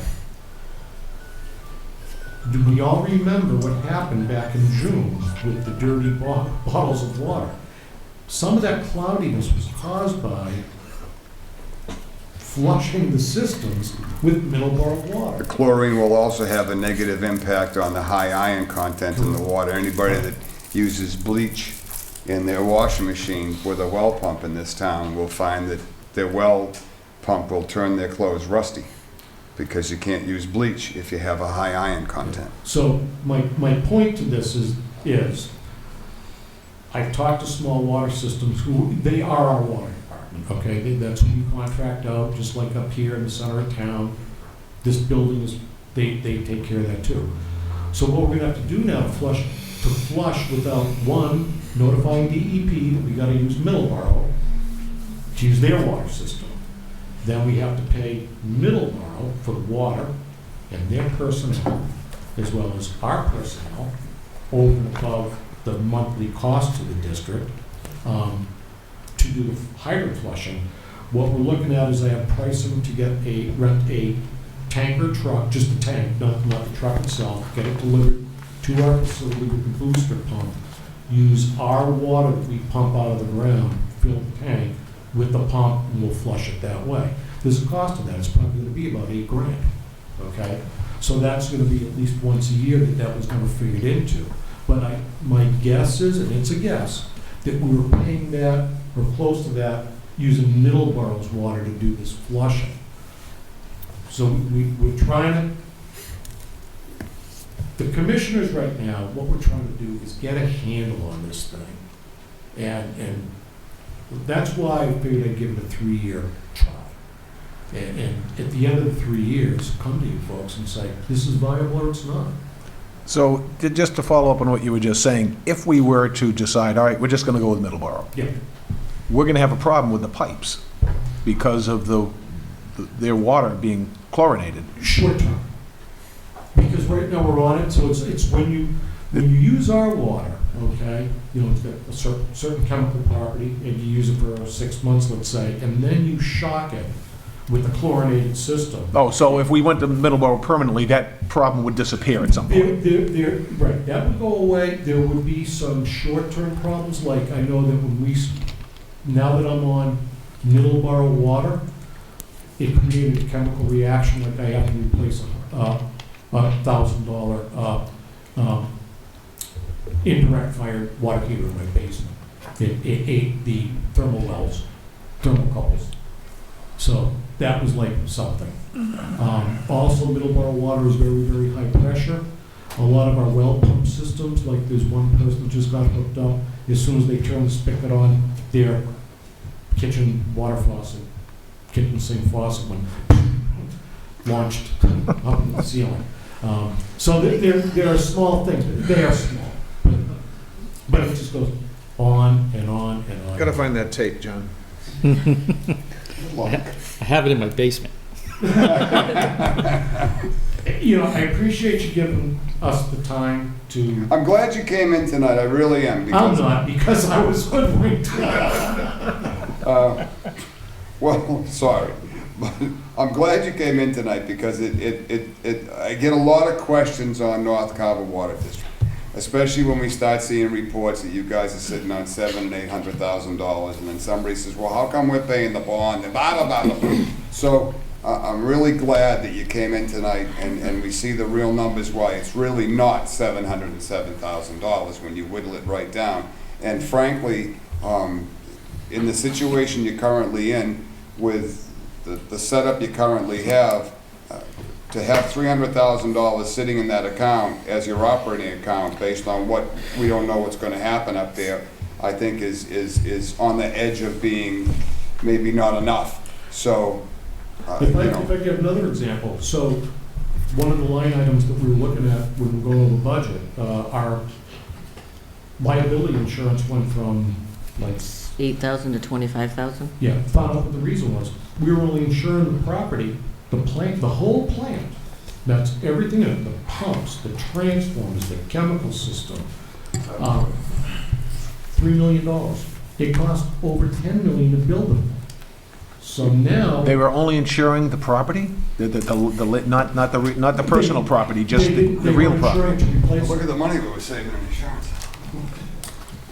Is there an expectation ever that those wells in those homes will ever be able to be used again? No, there isn't. So we don't know. He said no. No. Yeah. Yeah, no, I mean, you know, I'm just thinking 25 years down the road, can they test their water and it would be clean? I mean, you don't know, right? So part of the program, they had to decommission their wells Oh, that they had in their house once they tied into I gotcha.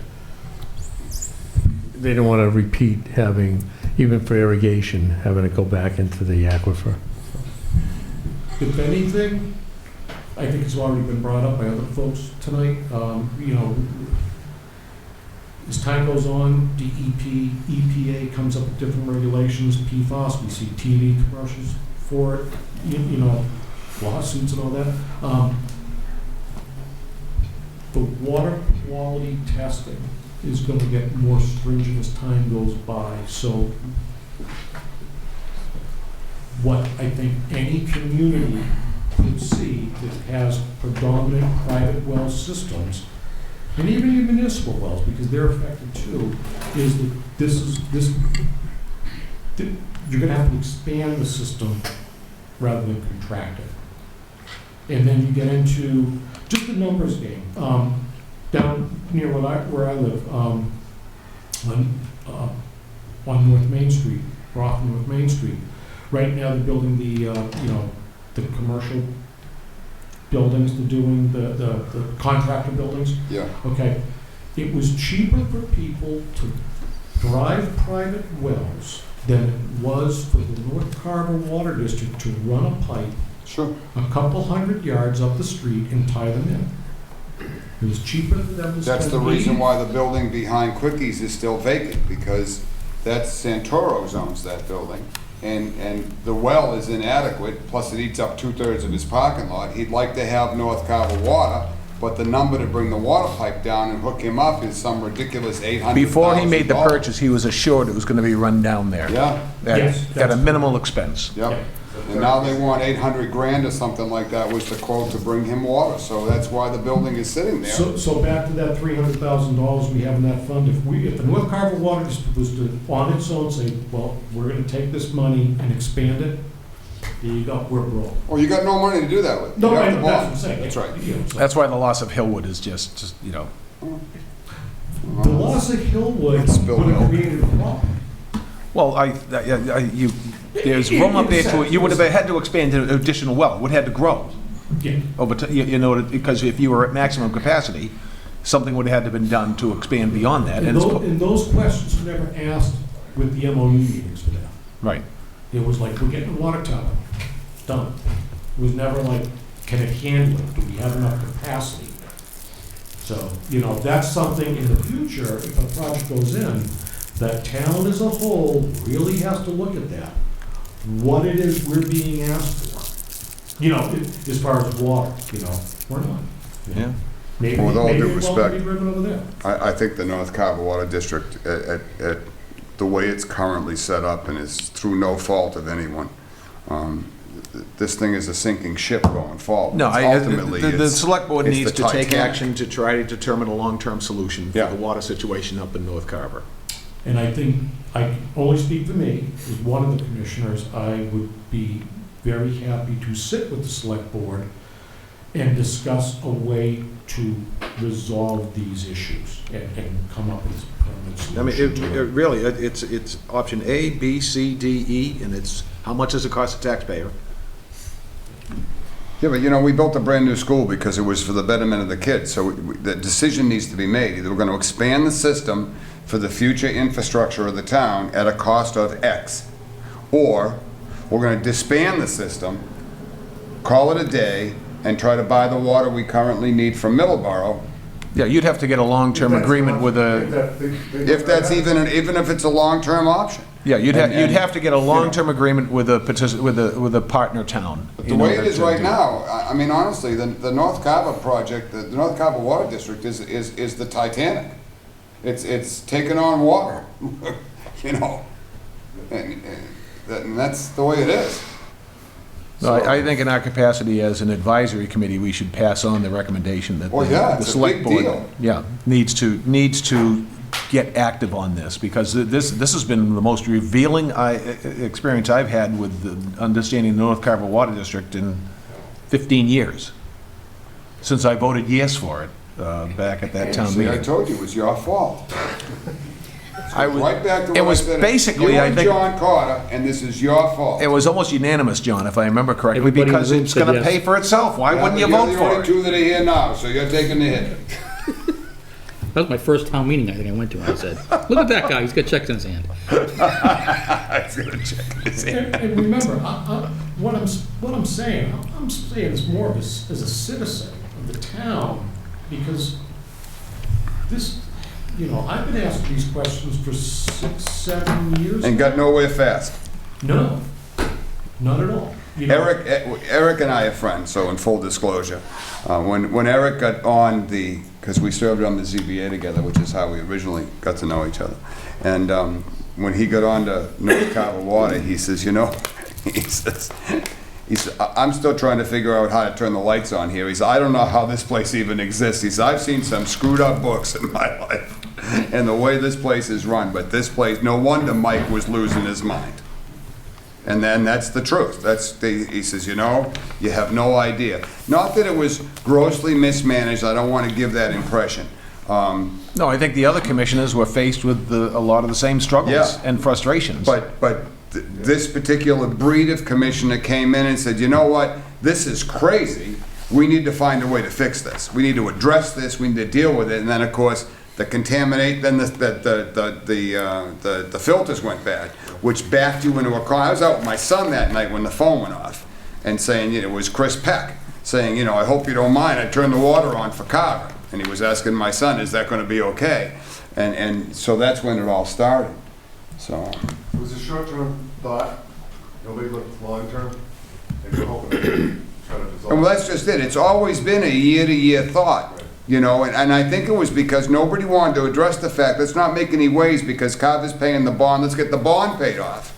But you'd never get the bond paid off, because there'd be something else going wrong, which You'd there be is taking out coming a up new on bond, now, so yeah. you take out a new bond.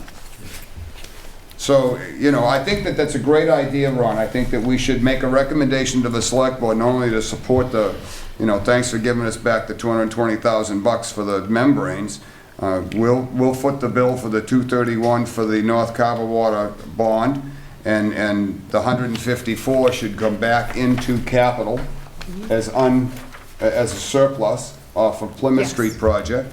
But they should also come with a recommendation that the board needs to appoint, support, investigate, however we want to word this, something for the long-range sustainability of the North Carver Water District in the future going forward. You're Thank you. Thank you. Excellent job. So- Any other questions? No, and I would be happy to entertain however you want that worded, or we can just go the way we've just talked about it and make it as a statement at the joint meeting. I think we should send them something in writing. So if you want to word something for our next meeting, and we Be can my vote on it. guest. Pardon me? Be my guest. I wasn't looking for tasks. Well, it's all right. It's called delegation. I've gotten pretty good at it. Thank you, I Good night. appreciate it. So you understand what we just did, Sue? Yep. Okay. This was very eye-opening tonight, I have to say, and I felt bad that I was asking them to come in, and now I'm very happy that I did. The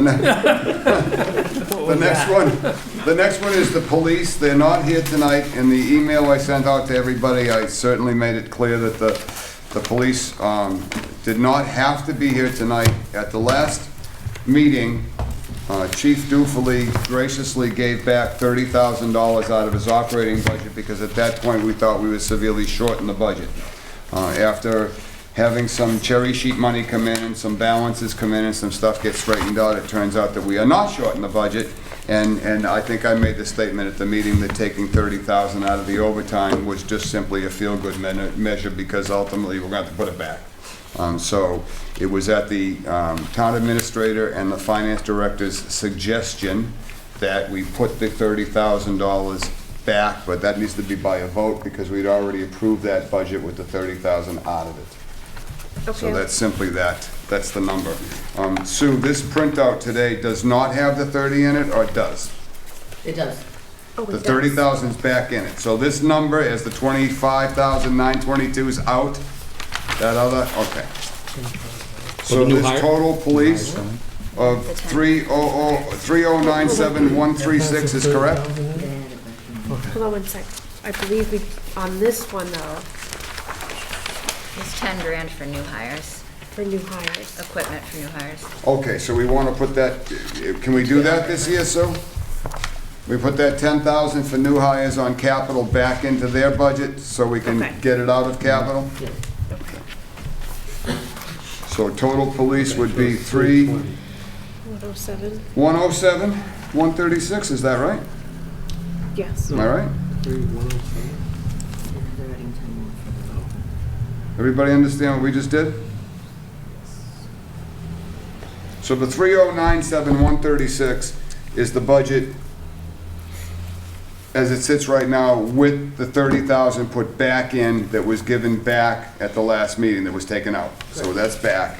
And then we just put, capital just suggested we put 10,000 that's for new hires in the capital plan back into the operating budget. So that creates a 3,107,136 budget. Right. Any questions? Comments? I'll take a motion. Okay, I'll make a motion to recommend to the select board the police budget for $3,107,136. Second? Motion made and seconded to recommend the select board for the warrant on the police department budget, $3,107,136. Any further discussion? All those in favor? Aye. Opposed? Carried unanimous. And we don't have to have you vote on it because you took it out of your side. So are you're okay with that, Sue? You took the 10,000 out of capital, put it back in the other side? We get down to town administrator and finance director update. Anything? So real quick, thank you. Thanks to the Finance Committee for the work you're doing. It's much needed and appreciated. I just want to mention on the capital that it may not be on a crunch time right now for you, because that's an article that gets put in the warrant. It's not a budget per se, unless we're taking monies out of the budget like we're doing. But if you look back, I don't think there's anything else that may come into play. Okay. But I am going to check with council to make sure, because usually it's when the warrant is posted, all the articles have to be in there. So that's one that's not in the budget. It's like another article where you just put an article in to fund these different things. Okay. Okay, so, and I recall last year, I think we went well into March. It is, with because I was meetings. just looking the other day, it was March 28th. So there's no need to rush it. Yeah. Yeah, to rush it to a Monday, getting a meeting together. Yeah. I think it gives us time too to look how we can fund that fully. That By actually makes a doing lot of this. sense. Yep. Because I was looking at the school, like on this reallocations, and on the school items, some of these I know for a fact are still in process, so I'm like, we would need to have time to go sit with Scott and Ron and see like what's. Well, I would argue that I wouldn't even touch the ones that were 22 expenses, because some of No, those I know, the funds haven't close been ones. expended at all. When you look If at it's a these 19 ones it's a that are- 2017 one, you Yeah, can be pretty sure it's, expired by now. But let me ask a question though. Why would, if town meeting votes on an annual, on a warrant article, give money to somebody. Shouldn't that be started in the next year? What's that? If town meeting votes to say here's $100,000 to do a project 1 year, Mhm. shouldn't it be started the following year? We've got some that are like years old that never got touched. Yeah, I mean, that's the intent. The intent is, or that you're putting aside for a bigger project, like the town hall and the HVAC. You know, certain times monies are put aside every year to build up that amount. Yeah, but when the library was approved last year at town meeting, even though that was April, at that point, we had to have an engineer to spec it out, and then it had to go out for an RFP. And by the time all this happened, I mean, we were talking December before they started getting, December before numbers started coming in. Right. Just because of the bid process and the ridiculous fact that it's a municipality and God forbid we can ever do anything simply. But you're right, you know, the. So you're losing best-case immediate scenario 6 is months to right have it off the done bat. That year, you know, as you get it funded and take care of the project. So it's nothing for a year. Also, the projects are completed, and the money is sitting there, the leftover money. So a lot of times it comes in under bid, you know, the bid comes under. Because when you put out an article, you're looking for worst case scenario. Mhm. So you don't have to go back to the next town meeting to get more money. And when you put it out for an RFP or a bid, it comes in less than that, so that you see the differences in those. And that's leftover money that can be allocated somewhere else, Right. like capital plan. Well, police overtime. Well, I just think, you know, I appreciate they cut the budget in the overtime, but, you know, it was a feel-good moment that really wasn't gonna hold up because of the way it's going with it, so. Is that it? Yep. All right. Any questions for the town administrator? Well, there's just both. And finance director. Okay, I guess just, I wanted to make sure that from the Friends of the Council on Aging, we're relieved of that operating expense that we've been funding That for the last few 5,000 years. is in that Yeah, budget, okay. yes. Yep, Thank you. that's in there, thank you. That's in there. The seniors will appreciate having their trips subsidized even more than they have been in the past. Yeah. And you can still add your money if you want to it. It's in there. Any other questions for the TA and the finance director? Okay. Next item is the minutes. I'd like a motion to table. I'm sorry, I did not bring copies of the minutes. That just was enough for tonight. I didn't think we'd I'll have make to a do motion it. to table. That's perfect. We'll do the minutes. Actually, I'd like to do the minutes for the last meeting, tonight's meeting, and to make it easy on Ashley, Monday night's meeting at the meeting following Tuesday night's meeting, whenever that happens to be. It's probably going to be, I suspect we'll have a meeting the end of March or something like that. At the very worst, typically we have a meeting just before town meeting. So we can bang out the minutes at that point. This takes a little pressure off of Ashley. She was last night with Concom, tonight she's here, Monday night she's back here. She has to work with you on Concom as well? Honest to God, you believe it? And she hasn't quit yet. Well, Yet. I said yet. there should be, there should, to give her a raise. there should be Hey, hazard, paying her out there well. should be hazard pay for that. That's not fair. I don't pay enough of it. No one should, Actually, no that's one, just fine. no one should have to go through that. I know.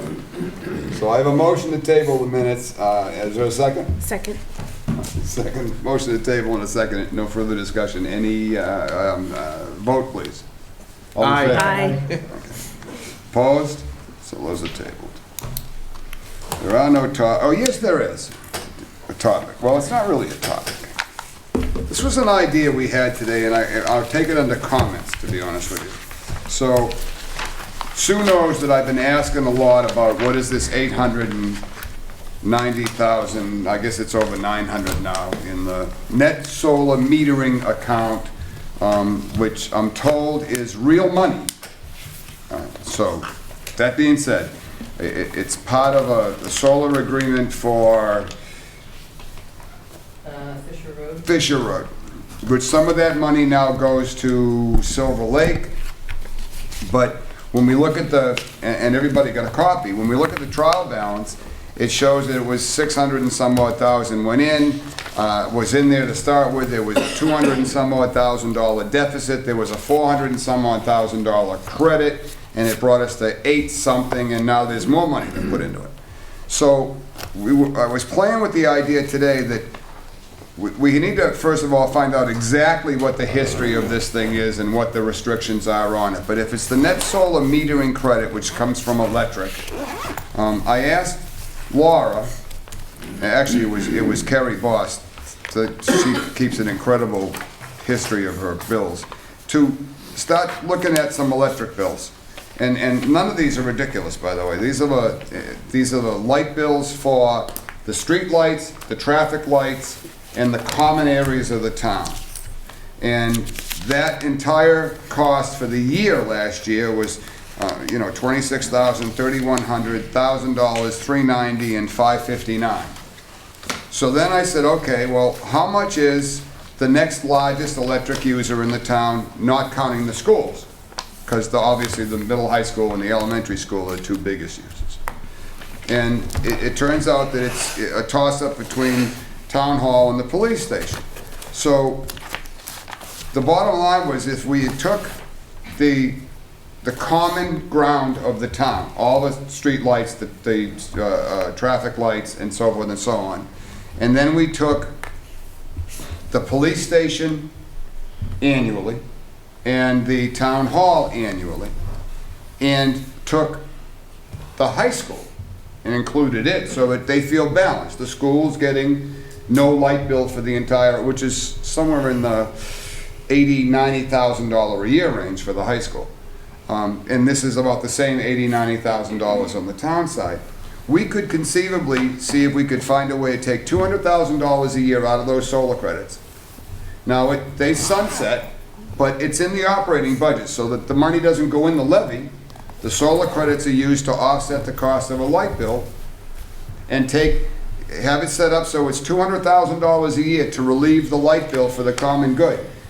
When that solar credit finally stops, the cost would go back in the light bill. I mean, we're paying it now.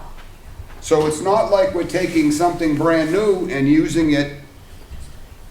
We're taking a credit and using it to offset something that we're currently paying that's in the budget.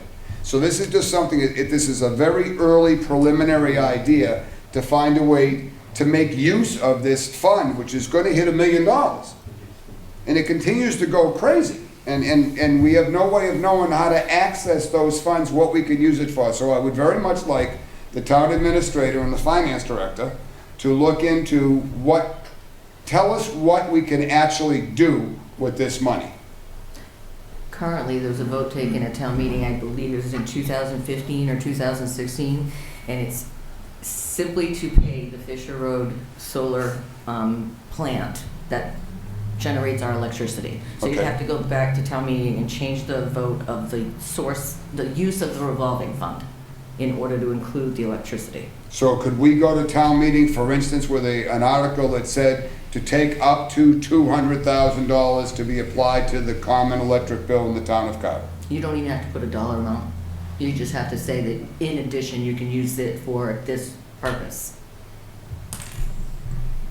So conceivably, that could. Pick a solar, that's what it's designed to do. That's right. Reduce But electricity. Could you also? $470,000 last year the town paid N-Star for the light bill. $470,000 we paid for the light bill last year. And not one dime came off from these.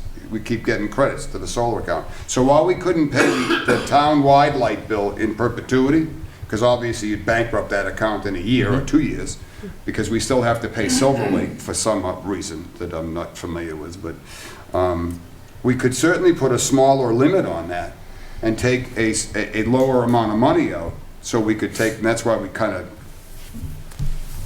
not kidding, Laura, Patine, Carrie, and I said we could, take $200,000 a year out of that, and we'd still see that account grow.